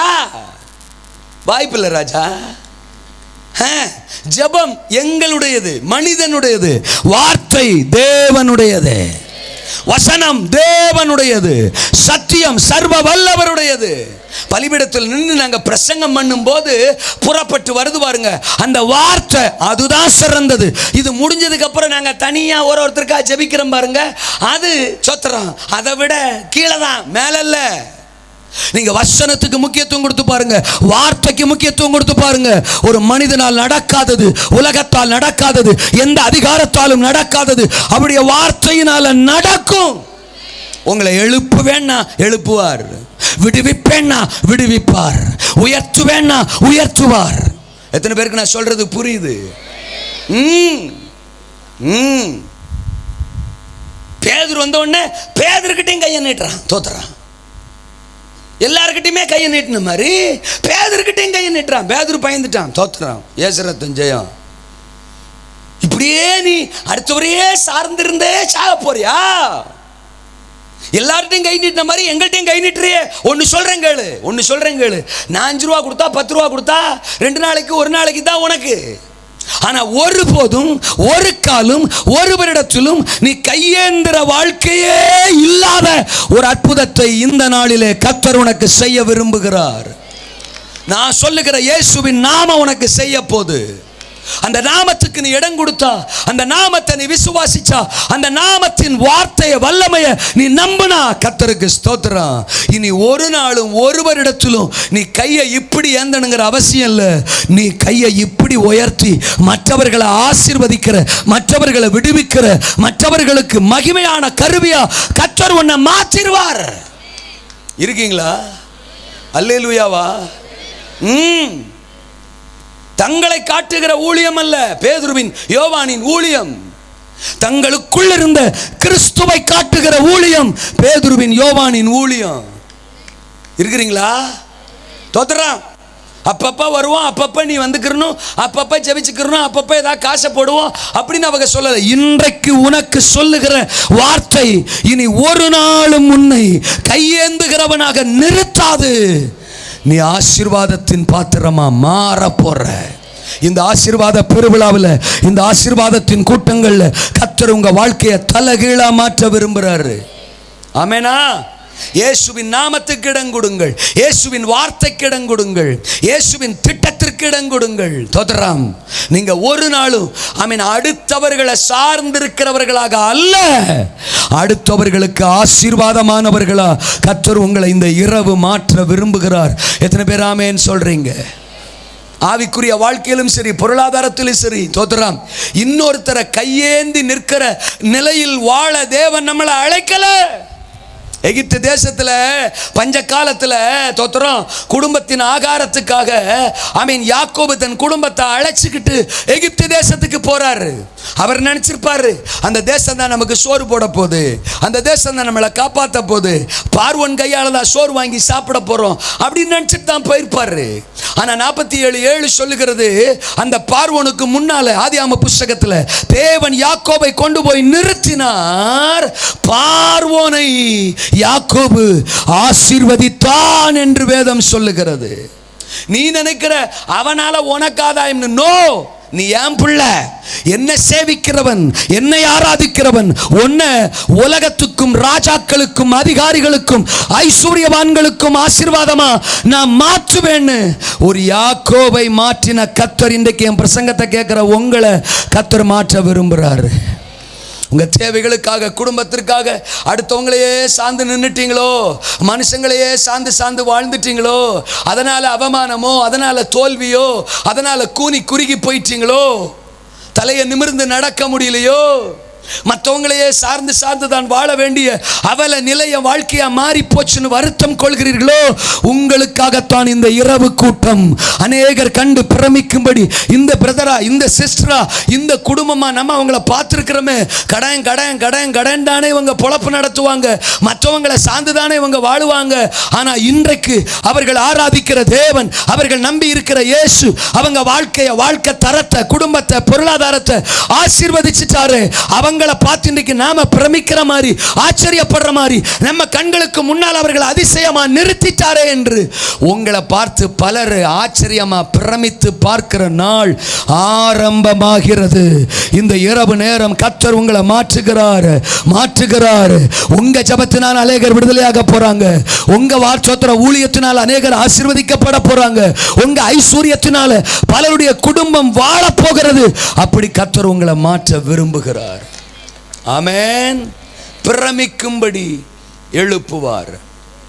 முதல்ல சொன்னார், ஆண்டுகளாய் முடங்கி போன நிலையோ இன்றைக்கு முற்றுப்புள்ளி, இன்றைக்கு முற்றுப்புள்ளி. அடுத்தவரையே சார்ந்திருக்கிற நிலையோ இன்றைக்கு முற்றுப்புள்ளி, இன்றைக்கு முற்றுப்புள்ளி. கடைசியா சொன்னாரு, தோத்திரம், ஆமா, ஆதாய பொருளாய் மாறி போன நிலையோ. என்ன ஆதாய பொருள்? இந்த வீட்டுக்காரங்க ஒவ்வொரு நாளும் அவனை அந்த 2வது வசனத்தில், அது அப்போஸ்தலர் 3:2, நாடோறும் அவனை தேவாலயத்தின் அலங்கார வாசல்ல கொண்டு வந்து பிச்சை கேட்க வைப்பாங்களாம். அவனுக்கு ஒருவேளை சோறு போட முடியாது, அவனை கொண்டு வந்து பிச்சை கேட்க வைப்பாங்களாம். எதுக்கு? அவனால அவன் குடும்பத்துக்கு ஆதாயம்.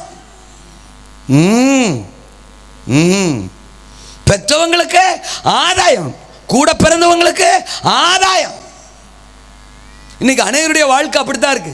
என்னால மற்றவங்களுக்கு ஆதாயம், ஆனா என்னால பரிதாபம். யோசேப்பு ஸ்டோரி உங்களுக்கு பைபிள்ல தெரியும் நினைக்கிறேன். ஆதியாகமம் 37:7 வசனம் 9 வசனம், அந்த 2 வசனத்திலையும் யோசேப்புக்கு தேவன் சொப்பனத்தை கொடுக்கிறாரு, எதிர்கால திட்டத்தை கொடுக்கிறாரு. உடனே நடந்துரும் நினைச்சிருப்பாரு, நாளைக்கே நடந்துரும் நினைச்சிருப்பாரு, ஆனா நடக்கல, வேற மாதிரி தான் நடக்குது. அடுத்து 13 வசனத்திலிருந்து படிச்சா 37 அதிகாரத்தில் அவங்க அண்ணன்மாரெல்லாம் ஆடு மேய்க்க போயிருக்காங்க. அவங்க அப்பா கூப்பிடுறாரு யோசேப்பை, நீ ஒன்று செய், உங்க அண்ணன்மாரை பார்க்கறதுக்கு போயிட்டு அவங்கள நலம் விசாரிச்சுட்டு வான்றாரு. தொலை தூரத்தில் ஆடு மேய்ச்சிட்டு இருக்கிறாங்க. எவ்வளவு தூரம் தெரியல, போறனா சுகமா திரும்பி வருவனா தெரியல. அடர்ந்த காட்டுப்பகுதி, துஷ்ட மிருகங்கள் இருக்கலாம். அவங்க அண்ணன்மார் சொல்றாங்க, இவனை கொன்னுட்டு அப்பா கிட்ட கதை கட்டிடலாம், துஷ்ட மிருகம் அவனை கொன்னுடுச்சுன்னு சொல்லிடலான். அப்போ அவன் போற வழியில பல துஷ்ட மிருகங்கள் இருந்திருக்கு. இதெல்லாம் யாக்கோபுக்கும் தெரியும், யோசேப்புக்கும் தெரியும். ஏன் அப்பா என்ன போச்சு சொல்றாரு, நம்ம வீட்டில் வேற ஆளே இல்லையா, நீ தான் போகணும், நீ தான் சரியான ஆளு அப்படின்னு யோசேப்பு அனுப்பி விடுறாரு. அப்போ அவங்க அப்பாவுக்கு யோசேப்பால ஒரு ஆதாயம், ஆதாயம், ஆதாயம். போனவன் சும்மா போயிருப்பானா? இவனை சும்மா பார்க்க விட்டுருப்பாங்களா? பல நாளுக்கு பிறகு அண்ணன்மாரை பார்க்க போறான், காட்டுக்குள்ள இருக்கிறவங்களை பார்க்க போறான். வீட்டில இருந்து கைவீசம்மா கைவீசு, கடைக்கு போகலாம் கைவீசுன்னு அவனை அனுப்பியிருப்பாங்க. ஆளாளுக்கு டப்பா டப்பாவா டப்பா டப்பாவா ஏதாகிலும் ஒன்று அடைச்ச போட்டு கொடுத்து அனுப்பியிருப்பா. ரூபம் பொண்டாட்டி வந்திருப்பா. கொழுந்தனாரு, உங்க அண்ணனுக்கு முறுக்குனார் ரொம்ப பிடிக்கும், ஒரு டப்பா நிறையா வச்சிருக்கேன், தோத்திரம் கொடுங்க அண்ணி, வேற என்ன சொல்ல முடியும், கொடுங்க அண்ணி வாங்கியிருப்பான். சிமியோன் பொண்டாட்டி வந்திருப்பா. அவ அவ அவ அவ முறுக்கா கொடுத்தா தோத்துறான். ஏன் புருஷனுக்கு சீட உருண்டை நான் பிடிக்கும், தோத்துறான், அது ஒரு டப்பால வச்சிருக்கேன் தூக்குங்க. யூதா பொண்டாட்டி அதிரசத்தை கொடுத்துருப்பா. தானு பொண்டாட்டி என்னத்தை கொடுத்தாளோ அல்ல சொல்லுங்க அப்பா. ஆளாளுக்கு அது இன்னொருத்தி செஞ்சாலே இன்னொருத்திக்கு வேகம் வந்துடும், தோத்துரும். என் புருஷன் என்ன கேள்வி கேட்பாரு, நீ என்னடி கொடுத்து விட்ட நாளை கேட்டா நான் என்ன பதில் சொல்றதுன்னு. அவாவா அவாவா ஆளாளுக்கு ஒன்றை செஞ்சு டப்பா டப்பாவா தூக்கி விட்டா. யார் மேல? யோசேப்பு மேல. அப்போ யோசேப்பு அண்ணன்மாருக்கு யோசேப்பால ஒரு ஆதாயம், யோசேப்பு அண்ணன் மனைவிகளுக்கும் யோசேப்பால ஒரு ஆதாயம். அங்க போனா நடந்த சம்பவம் நமக்கு தெரியும். இவனை குழிக்குள்ள தள்ளுறாங்க. அப்புறம் காசுக்கு என்ன செஞ்சுட்டான், வித்துட்டான் எகிப்து தேசத்துக்கு. சகோதரனையே விற்கிறான், தோத்துறோம். சகோதரனை வச்சு பணம் சம்பாதிக்கான். இவனால அவனுக்கு கேஷ் வருமானம், ஆதாயம். கடைசியில் போத்திபார் வீட்டுக்கு போறான் அடிமையா. 49 அதிகாரத்தில் போத்திபார் இவனை பார்க்கான். ஆள் நல்லா இருக்கானே, தோத்துறான், நல்ல வேலை செய்யறானே, இவன் கூட கத்தர் வேற இருக்கிறாரு, விடக்கூடாரா இவனை, தோத்துறோம். வீட்டு பொறுப்பு எல்லாத்தையும் அவன் மேல சுமத்துறான். போத்திபாருக்கு யோசேப்பால ஆதாயம். போத்திபார் வீட்டில் ஒரு பேய், தோத்துறான். போத்திபார் மனைவி, அல்லையா சொல்லுங்க, அதுவும் ஒரு சைஸா யோசேப்பை பார்க்குது, அல்லையா சொல்லுங்க. அப்பா நமக்கு ஏதாகிய இவனிடத்திலிருந்து ஒரு ஆதாயம் கிடைக்குமா? வாய்ப்பில்லை ராஜாத்தி, தோத்துறான். ஆமா, என்ன பேச்ச காண, வஸ்திரத்தை பட்டி பிடிக்கிறா, நம்மால எஸ்கேப்பு, தோத்துறான். திடீர்னு தான் கோபத்தெல்லாம், தான் வெறுப்பையெல்லாம், தன்னுடைய ஆதங்கத்தை எல்லாம் யோசேப்பு மேல பழியா பாவமா சுமத்துறா. அவனை தூக்கி சிறைச்சாலையில் போடுறா. ஸோ போத்திபார் பொண்டாட்டிக்கு கூட ஒரு விதத்தில் யோசேப்பால ஒரு ஆதாயம். நினைச்சத வேற மாதிரி அடைய முடியலனாலும் பழி தீர்த்துக்கிட்டான். தோத்துறான். சம்மதிக்க மாட்டற, நீ என் விருப்பத்துக்கு இணங்கி வர மாட்டற, நீ ஒன்ன செயலில் போடுறேன் பாரு அப்படின்னு போட்டு அதில் அவளுக்கு ஒரு ஆதாயம். சிறைச்சாலைக்கு போனா 40வது அந்த 39வது அதிகாரம் 20ஆம் வசனம் சொல்லுது, சிறைச்சாலை தலைவன் யோசேப்பை பார்த்த உடனே அங்க இருக்கிற எல்லா வேலையும் தூக்கி யோசேப்பு தலையில வச்சுட்டான். எங்க போனாலும் இப்படித்தானடா, அப்படித்தான். தோத்துறான். இப்ப சிறைச்சாலை தலைவனுக்கு யோசேப்பால ஆதாயம். 40வது அதிகாரத்தில் அந்த ஜெயிலுக்குள்ள ஒருத்தன் வர்றான், பானபாத்திரக்காரன். ஒரு நாள் ஒரு சைஸா மூக்க வீங்க வச்சுக்கிட்டு சோகமா 1-2 பேர் இங்க உட்கார்ந்த மாதிரியே உட்காந்துருக்கான். தோத்துறான். ஏன்பா ஒரு மாதிரி இருக்கிற அப்படின்னு கேட்டா சொப்பனம், அவ்வளவுதானே. சொல்லு, தேவன் அர்த்தத்தை சொல்லுவாரு. அர்த்தத்தை எல்லாம் சொல்றான். சொன்ன மாதிரி என்ன நடக்கு, என்ன மறந்துடாதன்றான். போன உடனே மறந்துட்டான். தோத்துறான். ஸோ பானபாத்திரக்காரனுக்கு யோசேப்பால ஆதாயம். கடைசியில் பார்வோனுக்கு சொப்பனம் வருது. கடைசியில் பார்வோன் அரண்மனைக்கு யோசேப்பை தூக்கிட்டு போறாங்க. பார்வோன் சொப்பனத்துக்கு யோசேப்பு அர்த்தம் சொல்றான். பார்வோனுக்கே யோசேப்பால ஆதாயம். என்னடா போய்க்கினே இருக்கு, எல்லாம் சொல்லுங்க.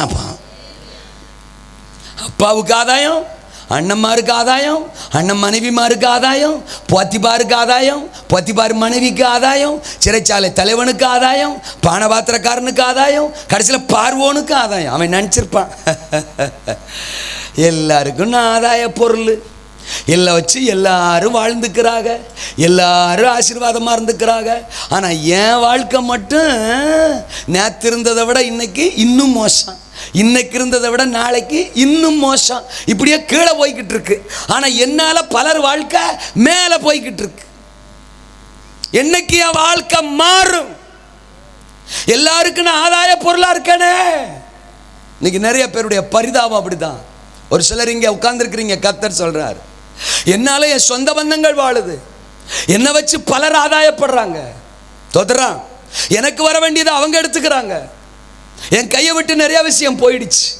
என்னை வச்சு அவங்க லாபம் பார்த்துக்கிறாங்க. பெத்த பிள்ளைங்க பெத்தவங்களை வச்சு லாபம் பார்க்கறது. அவங்க வருமானங்கள் வேணும். அவங்க முடிஞ்சு வயசு ஆகிய பிறகும் அவங்களுக்கு கிடைக்கிற ஆதாயங்கள் எல்லாம் பிள்ளைகளுக்கு வேணும். ஆனால் அந்த பெத்தவங்களை ஒரு நிமிஷம் கவனிக்கிறது இல்லை. என் பிள்ளைங்க என்னால் இன்னைக்கு வரைக்கும் ஆதாயப்படுறாங்க, ஆனால் எனக்கு என் பிள்ளைகளால் ஒரு புண்ணியமும் இல்லை அப்படின்னு சொல்கிற தகப்பனும் தாயும் நிறைய பேர் இன்னைக்கு தேசத்தில். அண்ணன்மாரு என்னை வச்சு ஆதாயப்படுறாங்க, ஆனால் என்ன என் குடும்பம் கண்டுக்கிறது இல்லை, சகோதரர்கள் கண்டுக்கிறது இல்லை. நான் பலருக்கு ஆதாயமா இருக்கேன், ஆனா என் வாழ்க்கை மாறல அப்படிங்கிற கண்ணீரான வேதனையான நிலையா கர்த்தர் இந்த இரவு நேரம் சொல்றாரு. ஸ்தோத்திரம். அந்த சப்பானி எல்லாருக்கும் ஆதாயமா இருந்தான், அவனால் அவன் குடும்பத்துக்கு ஆதாயம், ஆனா அவனுடைய பரிதாப நிலை மாறல. ஒரு நாள் அவனுக்காக வந்தது, தேவன் அவனுக்காக குறித்திருந்த நேரம் வந்தது. ஒரு பேதுருவை, ஒரு யோவானை அவன் இருக்கிற இடத்திற்கு சர்வ வல்லமையுள்ள தேவன் அனுப்பினார். கர்த்தருடைய வார்த்தை அனுப்பப்பட்டது, வல்லமை அனுப்பப்பட்டது.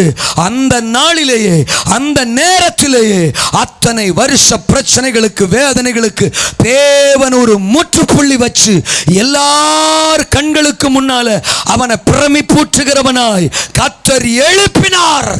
இந்த இரவு உங்க வாழ்க்கையின் தலைகீழா கர்த்தர் மாத்த போறாரு, மாத்த போறாரு, மாற்ற போறாரு. மற்றவர்கள் ஆதாயப்பட்டார்கள், ஆனால் உங்களை புறக்கணித்தார்கள், உங்களை புறம் தள்ளினார்கள். உங்கள் புழுக்கத்தை, வேதனத்தை அவர்கள் புரிந்து கொள்ளவில்லை. ஆனால் உங்கள் இருதயத்தை பார்க்கிற ஒரு தேவன், உங்கள் கண்ணீரை பார்க்கிற ஒரு கர்த்தர், உங்கள் அவமானங்களை, தோல்விகளை அறிந்திருக்கிற ஒரு தேவன் இந்த இரவு நேரம் உங்களுக்காக இந்த மைதானத்தின் நடுவிலே இறங்கி வந்திருக்கிறார். அவர் உங்களை புரிந்து கொள்ளுகிறவர், மனுஷன் அல்ல அவர். தோதராம்.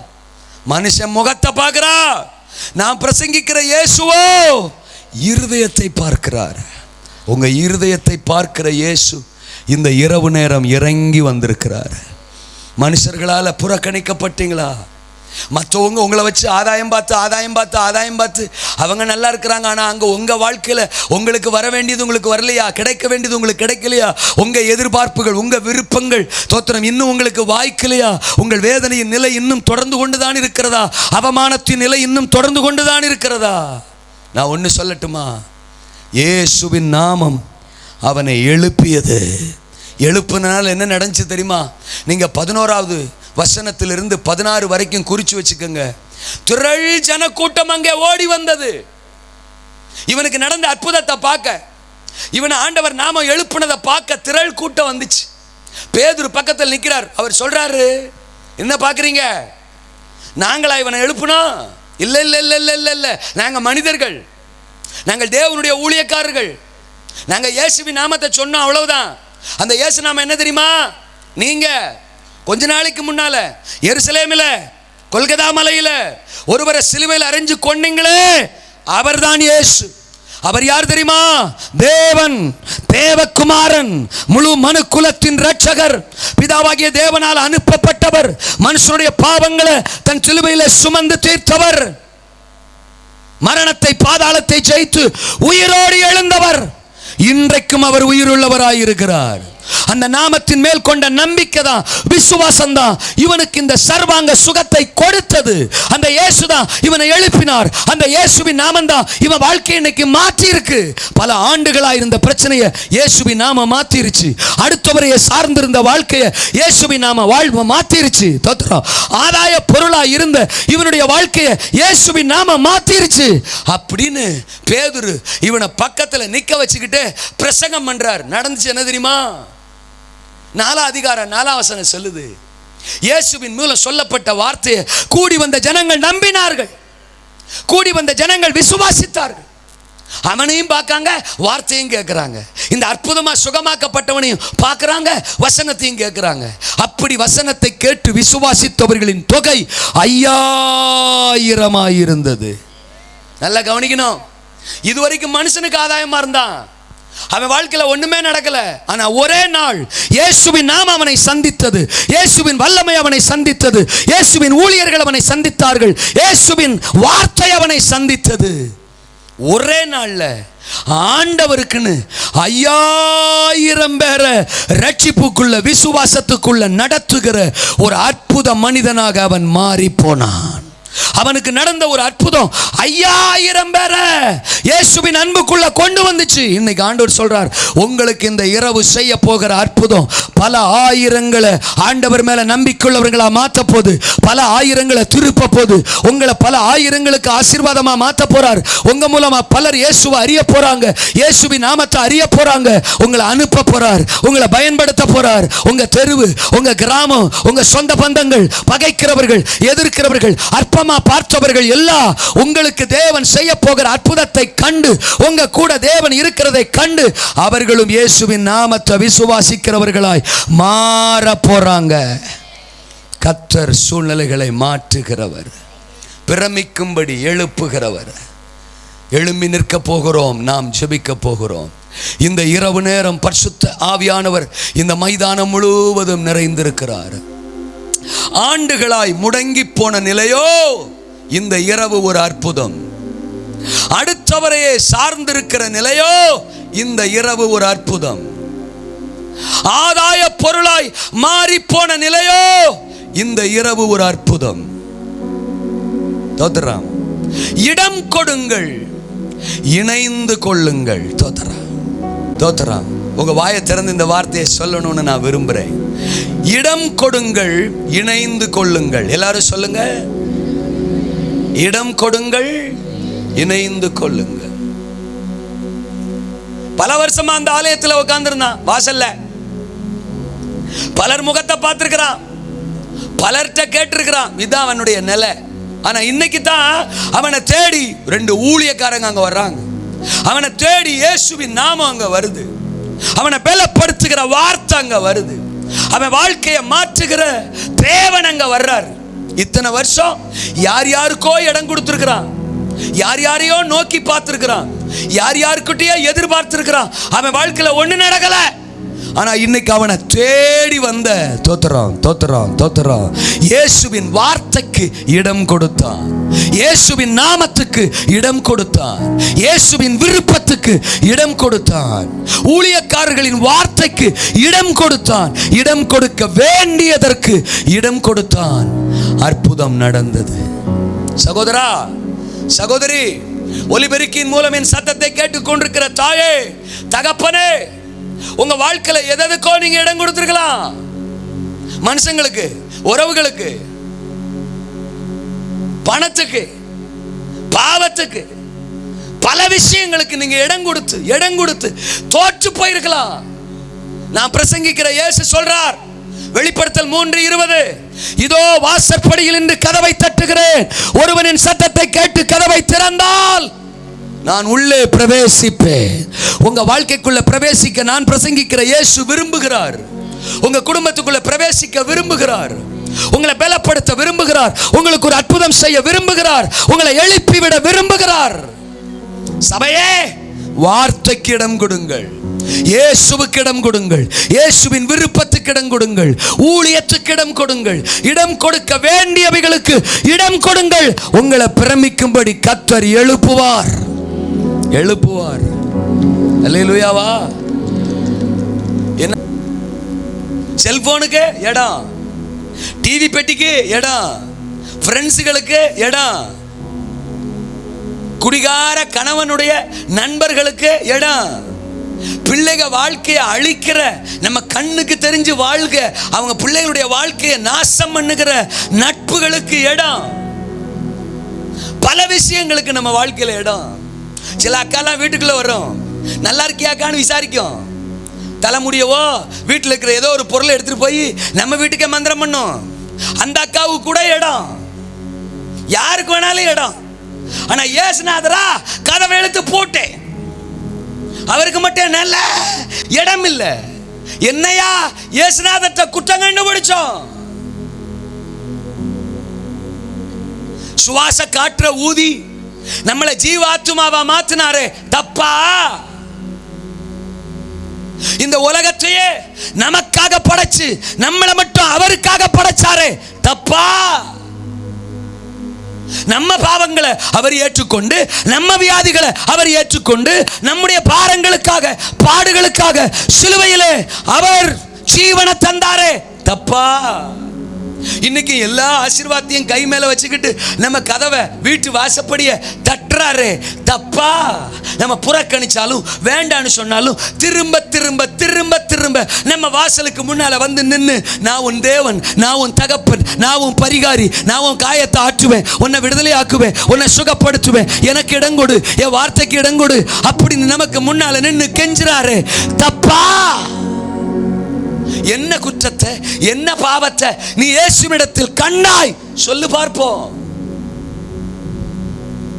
பாவம் இல்லாத, குற்றம் இல்லாத, உலகத்தின் பாவத்தை சுமந்து தீர்த்த பரிசுத்த தேவாட்டுக்குட்டி நான் பிரசங்கிக்கிற இயேசுநாதர்.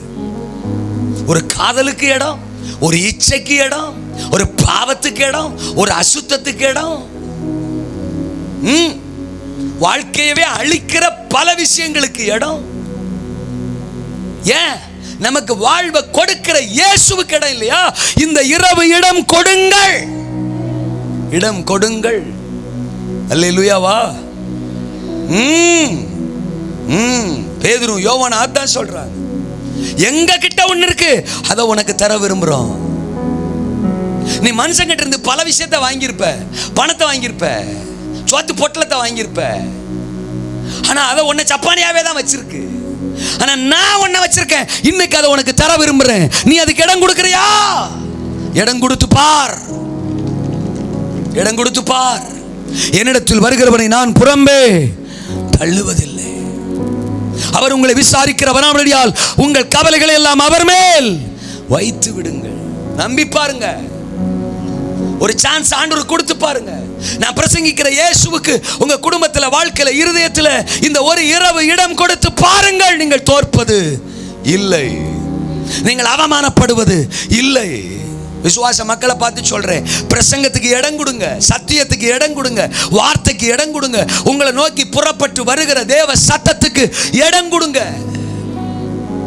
உங்க பிள்ளைங்க உங்க சத்தத்துக்கு இடம் கொடுக்கணும்னு நினைக்கிறீங்கல்ல, நீங்க சொல்றத உங்க பிள்ளைங்க கேட்கணும், கீழ்ப்படியணும் அப்படின்னு நினைக்கிறீங்கல்ல, அப்ப தேவன் உங்க கூட பேசும்போது மட்டும் அதை ஏன் புறக்கணிக்கிறீர்கள்? அதை ஏன் தூக்கி போடுறீங்க? வார்த்தைக்கு இடம் கொடுங்கள், சத்தியத்துக்கு இடம் கொடுங்கள், வசனத்துக்கு இடம் கொடுங்கள், உபதேசங்களுக்கு இடம் கொடுங்கள், இயேசுவுக்கு இடம் கொடுங்கள். இரண்டாவது ஆண்டவர் சொன்னார், இணைந்து கொள்ளுங்கள். இடம் கொடுங்கள், இணைந்து கொள்ளுங்கள். இதுவரைக்கும் அந்த சப்பானி உறவு யாரு கூட இருந்திருக்கும்? அந்த பிச்சை எடுத்து கொண்டிருந்த நிலை, அவன் உறவு யாரு கூட இருந்திருக்கும்? தான் பக்கத்துல பிச்சை எடுத்துக்கிட்டு இருந்த ஒரு ஃப்ரெண்டோட தான் இருந்திருக்கும். அப்பப்ப அவங்கிட்ட தான் பேசியிருப்பான். கலெக்ஷன் எப்படி இன்னைக்கு? தட்டு நிறைஞ்சிருக்கா இல்லையா? தோத்துறான். என்ன ஒரே சில்லறையா விழுந்திருக்கு? தோத்துறான். இங்கிட்டு இருக்கிறவனை பார்ப்போம், தோத்துறான். இவனுக்கு பரவாயில்லையா, 4 நோட்டு விழுந்திருக்கடா? தோத்துறான். இவன் நல்லா கூப்பிடுறான், நீ கூப்பிடுறது சரியில்லை, அம்மா அப்படி கூப்பிடு. இன்னும் கொஞ்சம் பரிதாபமாக கையச்சா, ஐயா அப்படி கூப்பிடு. இப்படித்தான் அவன் ஓடி இருப்பான். இவ்வளவு நாள் அவன் ஃப்ரெண்ட்ஸ் ஆலயத்துக்கு வெளியில, தேவ சமூகத்துக்கு வெளியில, தேவ பிரசன்னத்துக்கு வெளியில உறவு, அம்மா ஐயா, அதுதான் அவன் உறவு. ஆனா இப்போ பைபிள் சொல்லுது, பேதுரு யோவான் அங்க வந்தாங்களாம், அவன் கையை பிடிச்சு தூக்கி விட்டாங்களாம், அவனுக்கு சொல்ல வேண்டியதை சொன்னாங்களாம், வல்லம் அவன் சரீரத்தில் இறங்குச்சான், அவன் கால்களும் கரடுகளும் பலன் கொண்டதான், அவன் எழுந்தான், குதித்தான், அவர்களுடனே கூட தேவாலயத்திற்குள் பிரவேசிச்சான். நான் நினைக்கிறேன் அந்த தட்டை தூக்கி எறிஞ்சிருப்பான். தோத்துறான். அந்த பிச்சை எடுத்த தட்டை தூக்கி எறிஞ்சிருப்பான். பக்கத்துல காப்பா சொல்லிருப்பான், இனி உன் கூட இல்ல கூட்டணி. தோத்துறா. இனி உன் கூட உட்கார்ந்துருந்தா இன்னும் நான் ஜப்பானியா தான் உட்கார்ந்துருக்கணும். என்னை எழுப்புகிற, என்னை எழுப்பும்படி தேவன் பயன்படுத்துகிற அபிஷேகம் உள்ள, தரிசனம் உள்ள, அழைப்புள்ள அப்போஸ்தலர்களோடு, பேதுருவோடு, யோவானோடு இனி நான் கரம் கோர்க்க போகிறேன். சபையோடு கரம் கோர்க்க போகிறேன். ஊழியர்களோடு கரம் கோர்க்க போகிறேன். தேவ தரிசனத்தோடு நான் இணைந்து கொள்ள போகிறேன். அவர்களுடனே கூட நான் தேவாலயத்திற்கு உள்ள பிரவேசிக்க போறேன். இன்னைக்கு நான் ஒரு தீர்க்க தரிசனம் சொல்லுகிறேன். இதுவரை நீங்கள் பிரவேசித்திராதவைகளுக்குள்ளே இந்த இரவு உங்களை பிரவேசிக்க பண்ண போறார். ஆலயத்துக்கு வெளியில தான் வந்து 40 வருஷமா உட்கார்ந்துருக்கிறான். ஆனா இதுவரைக்கும் அவன் அந்த ஆலயத்துக்குள்ள பிரவேசிச்சதில்லை. அங்கிருந்த மகிமைக்குள்ள, பிரசன்னத்துக்குள்ள அவன் பிரவேசிச்சதில்லை. அங்கிருந்த அனுபவத்துக்குள்ள அவன் பிரவேசிச்சதில்லை. இத்தனை வருஷம் அவனுக்கு அது நடக்கல. இப்ப நினைச்சிருப்பான், ஐயோ இத்தனை வருஷமா இப்படி ஒரு தேவ பிரசன்னத்தை நான் மிஸ் பண்ணிட்டேனே, உள்ள என் ஆண்டவரை அழைச்சிட்டு வந்துட்டாரே அப்படின்னு சொல்லி இருந்திருப்பான். இந்த இரவு உங்களை ஆசீர்வாதங்களுக்குள்ள கர்த்தர் அழைச்சிட்டு போறாரு. தேவ பிரசன்னத்துக்குள்ள, தேவ மகிமைக்குள்ள, ஆழங்களுக்குள்ள, தேவ உறவுக்குள்ள உங்களை அழைச்சிட்டு போறாரு. ஆலயத்திற்குள்ள, தேவ உறவுக்குள்ள, ஆழங்களுக்குள்ள கர்த்தர் உங்களை அழைச்சிட்டு போறாரு. உங்க கால்களும் கரடுகளும் உள்ளான மனுஷனும் அவயவங்களும் நான் இப்ப ஜெபிக்க போறேன். பலன் கொள்ள போது, பலன் கொள்ள போது, பலன் கொள்ள போது. ஒரு தேவ பலன் உங்க சரீரத்தில் இறங்கி வரப்போது. இயேசுவின் நாமத்தின் வல்லமை உங்க உள்ளத்துல இறங்கி வரப்போது. உங்க பிரச்சனை இருக்கிற அவயவங்கள் இறங்கி வரப்போது. வியாதி இருக்கிற அவயவத்தில் இறங்கி வரப்போது. ஆமென், ஆமென். கடன் பிரச்சனையா, அதுல வல்லமை இறங்க போது. தரித்திரமா, அதுல வல்லமை இறங்க போது. எதிரிகளா, மந்திரவாதமா, பில்லி சூனியமா, எது உங்களை முடங்கி வச்சிருக்கு, எது உங்களை கலங்க பண்ணிக்கிட்டு இருக்கு, அது மேல இந்த இரவு ஒரு வல்லமை, விடுவிக்கிற வல்லமை, அற்புதம் செய்யற வல்லமை இறங்கி வரப்போது. உங்கள் ஊழியரோடு இணைந்து கொள்ளுங்கள், சபையோடு இணைந்து கொள்ளுங்கள், உங்கள் பேதுருவோடு இணைந்து கொள்ளுங்கள், உங்கள் யோவானோடு இணைந்து கொள்ளுங்கள். உங்களுக்காக தேவன் பயன்படுத்துகிற உங்கள் திருச்சபை போதகரோடு, ஆவிக்குரிய போதகரோடு, உங்கள் ஆவிக்குரிய தகப்பனோடு, உங்கள் ஆலயத்தோடு, உங்கள் ஆலயத்தின் திட்டங்களோடு, தரிசனங்களோடு இணைந்து கொள்ளுங்கள். இடம் கொடுங்கள், இணைந்து கொள்ளுங்கள். இடம் கொடுங்கள், இணைந்து கொள்ளுங்கள். இடம் கொடுக்க வேண்டியவைகளுக்கு இடம் கொடுங்கள். சத்தியத்துக்கு, வார்த்தைக்கு, இயேசுவின் நாமத்துக்கு இடம் கொடுங்கள். இணைந்து கொள்ள வேண்டியவர்களோடு இந்த இரவு இணைந்து கொள்ள உங்களை விட்டு கொடுங்க. ஆலயம் வரைக்கும் போறது, வெளியிலே இருந்துக்கிறது. ஊழியத்துக்குள்ள நான் வரமாட்டேன், தரிசனத்துக்குள்ள நான் வரமாட்டேன், சபைக்குள்ள நான் வரமாட்டேன், ஆண்கள் ஊழியமா வரமாட்டேன், பெண்கள் ஊழியமா வரமாட்டேன், எந்த காரியத்திலையும் இன்வால்வ் ஆக மாட்டேன். நீங்க பார்த்துக்குங்க. நான் வெளியிலே நிற்கிறேன், நான் கடைசி வரைக்கும் இப்படி கையேந்திக்கிட்டே நிற்கிறேன், அடுத்தவங்களை சார்ந்துக்கிட்டே நிற்கிறேன், அவல நிலையோட நிற்கிறேன், அழுதுகிட்டே நிற்கிறேன். நோ, நிறைய பேர் சர்ச்சில் அப்படித்தான் இருக்காங்க. எதுலையும் இன்வால்வ் ஆகிறதே இல்லை. சர்ச்சுக்கு வருவாங்க, ஆனால் வெளியிலே நிற்கிறவாங்க. வெளியிலன்னா ஆலயத்துக்கு, காந்த பில்டிங்க்கு வெளியில நான் சொல்லல, தரிசனத்துக்கு வெளியில, ஊழியத்துக்கு வெளியில, உள்ள வரமாட்டாங்க. சபைக்குள்ள ஊழியம் நடக்கும், பார்த்துட்டு பார்க்காத மாதிரி போயிடுவாங்க. அந்த வழி போக்கன தோத்துறான். ஆமா, ஒரு லேவியன் வந்தானா, பார்த்துட்டு பார்க்காத மாதிரி போனானா. ஒரு ஆசாரியை வந்தானா, பார்த்துட்டு பார்க்காத மாதிரி போனானா. இன்னைக்கு சபையில் நிறைய பேர் அப்படித்தான். தரிசனம் நடக்கும், ஊழியம் நடக்கும், ஜெபம் நடக்கும், உபவாச ஜெபம் நடக்கும், தேசத்துக்கான காரியங்கள் நடக்கும், சுவிசேஷ பணி நடக்கும், சின்ன பிள்ளைங்க ஊழியம் நடக்கும், வாலிபர்களுக்கான ஊழியம் நடக்கும், பல விஷயங்கள் அங்கே நடந்துட்டு இருக்கும். பட் எதுலையுமே உள்ள நான் வரவே மாட்டேன். அந்த சப்பானியை எழுப்பின நோக்கமே அவன் உள்ள வரணுங்கிறதுக்கு தான். இந்த இரவு தேவன் உங்களுக்கு அற்புதம் செய்ய போற நோக்கமே நீங்க வர வேண்டியவைகளுக்குள்ள வரணும். நோவா கத்துறாரு, வாங்க பேழைக்குள்ள கத்துறாரு. ஒருத்தருக்கு மனசு இல்லை, போயாயோ நாங்க வர முடியாதியா, தோத்துறோம், நீ போய்க்கையா, உன் மனைவியை கூட்டு போய்க்க, உன் பிள்ளைகளை கூட்டு போய்க்க, நாங்க வரமாட்டோம் அப்படின்னு பேழைக்குள்ள வர அவங்களுக்கு மனசே இல்லை. மழை பெய்யுது, ஜாலி இவங்களுக்கு. ஓ, மழை பெய்யுது, தண்ணி நம்ம மேல விழுது, என்ஜாய், சந்தோஷம். அந்த கிழவனை பாரு, நோவா கிழவன், இதை கூட அனுபவிக்க முடியாம பேழைக்குள்ள கிடக்கான் அப்படின்னு நோவாவை அவங்க பரியாசம் பண்றாங்க, குறை பேசுறாங்க, காயப்படுத்தி பேசுறாங்க. இவங்களுக்கு ஜாலியா இருக்கு. பேழைக்கு வெளியில ஜாலியா தான் தெரியும், பேழைக்கு வெளியில சந்தோஷமா தான் தெரியும். உள்ளவானு கூப்பிடுறவன் கோமாளி மாதிரி தான் தெரியும்.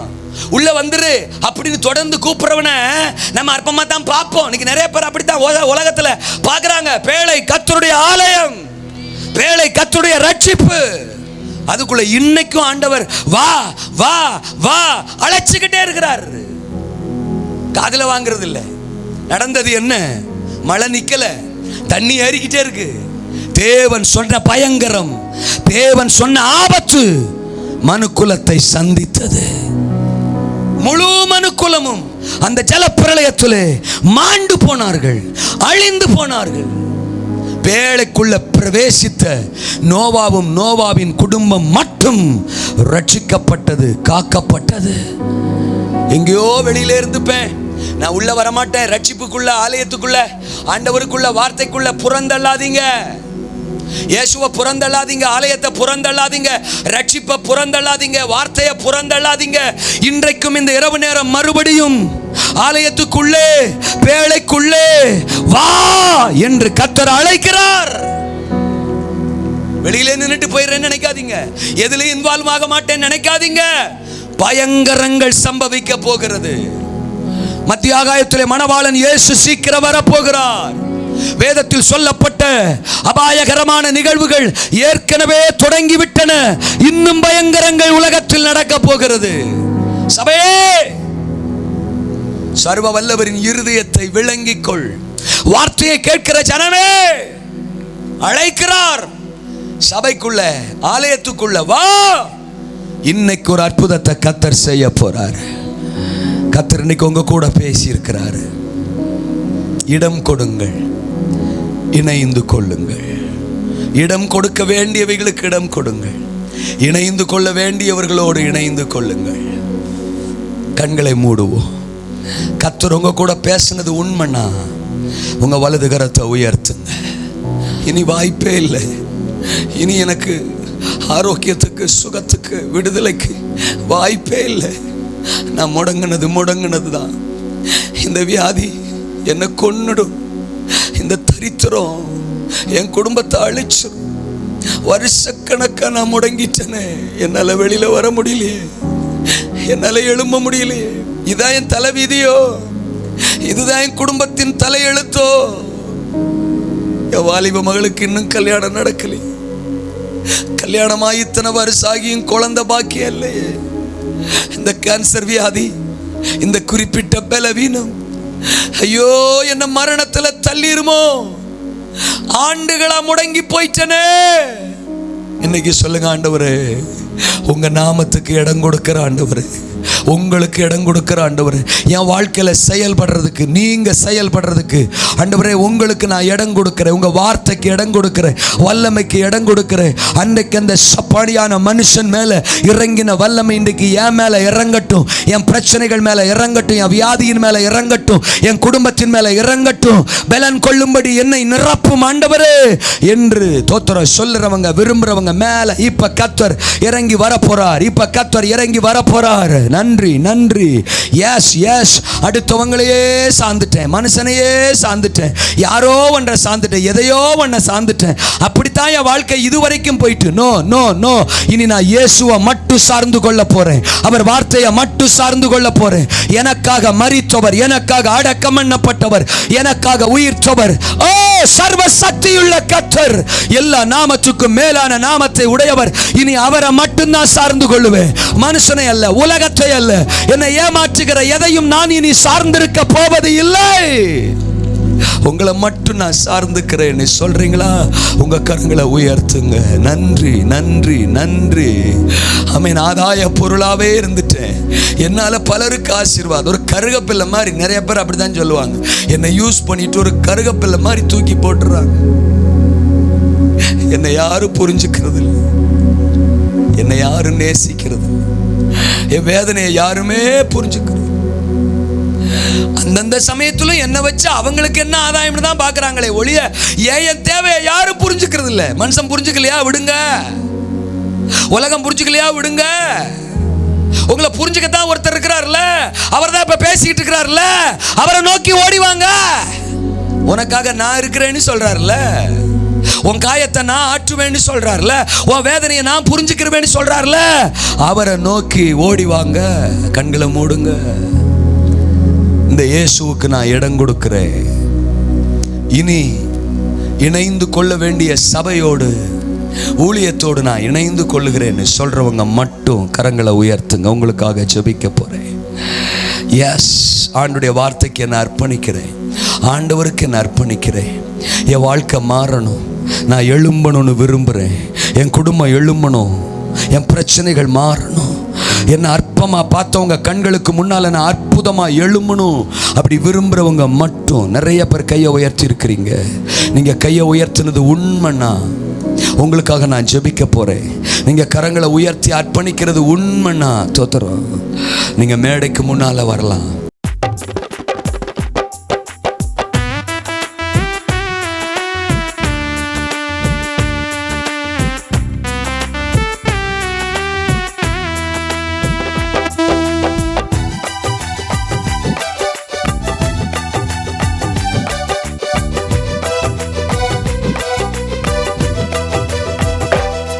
உம்மை பாடாம என்னால் இருக்க முடியாதையா, உம்மை துதிக்காம என்னால் இருக்க முடியாதையா, உம்மை பாடாம என்னால் இருக்க முடியாதையா, உம்மை துதிக்காம என்னால் இருக்க முடியாதையா.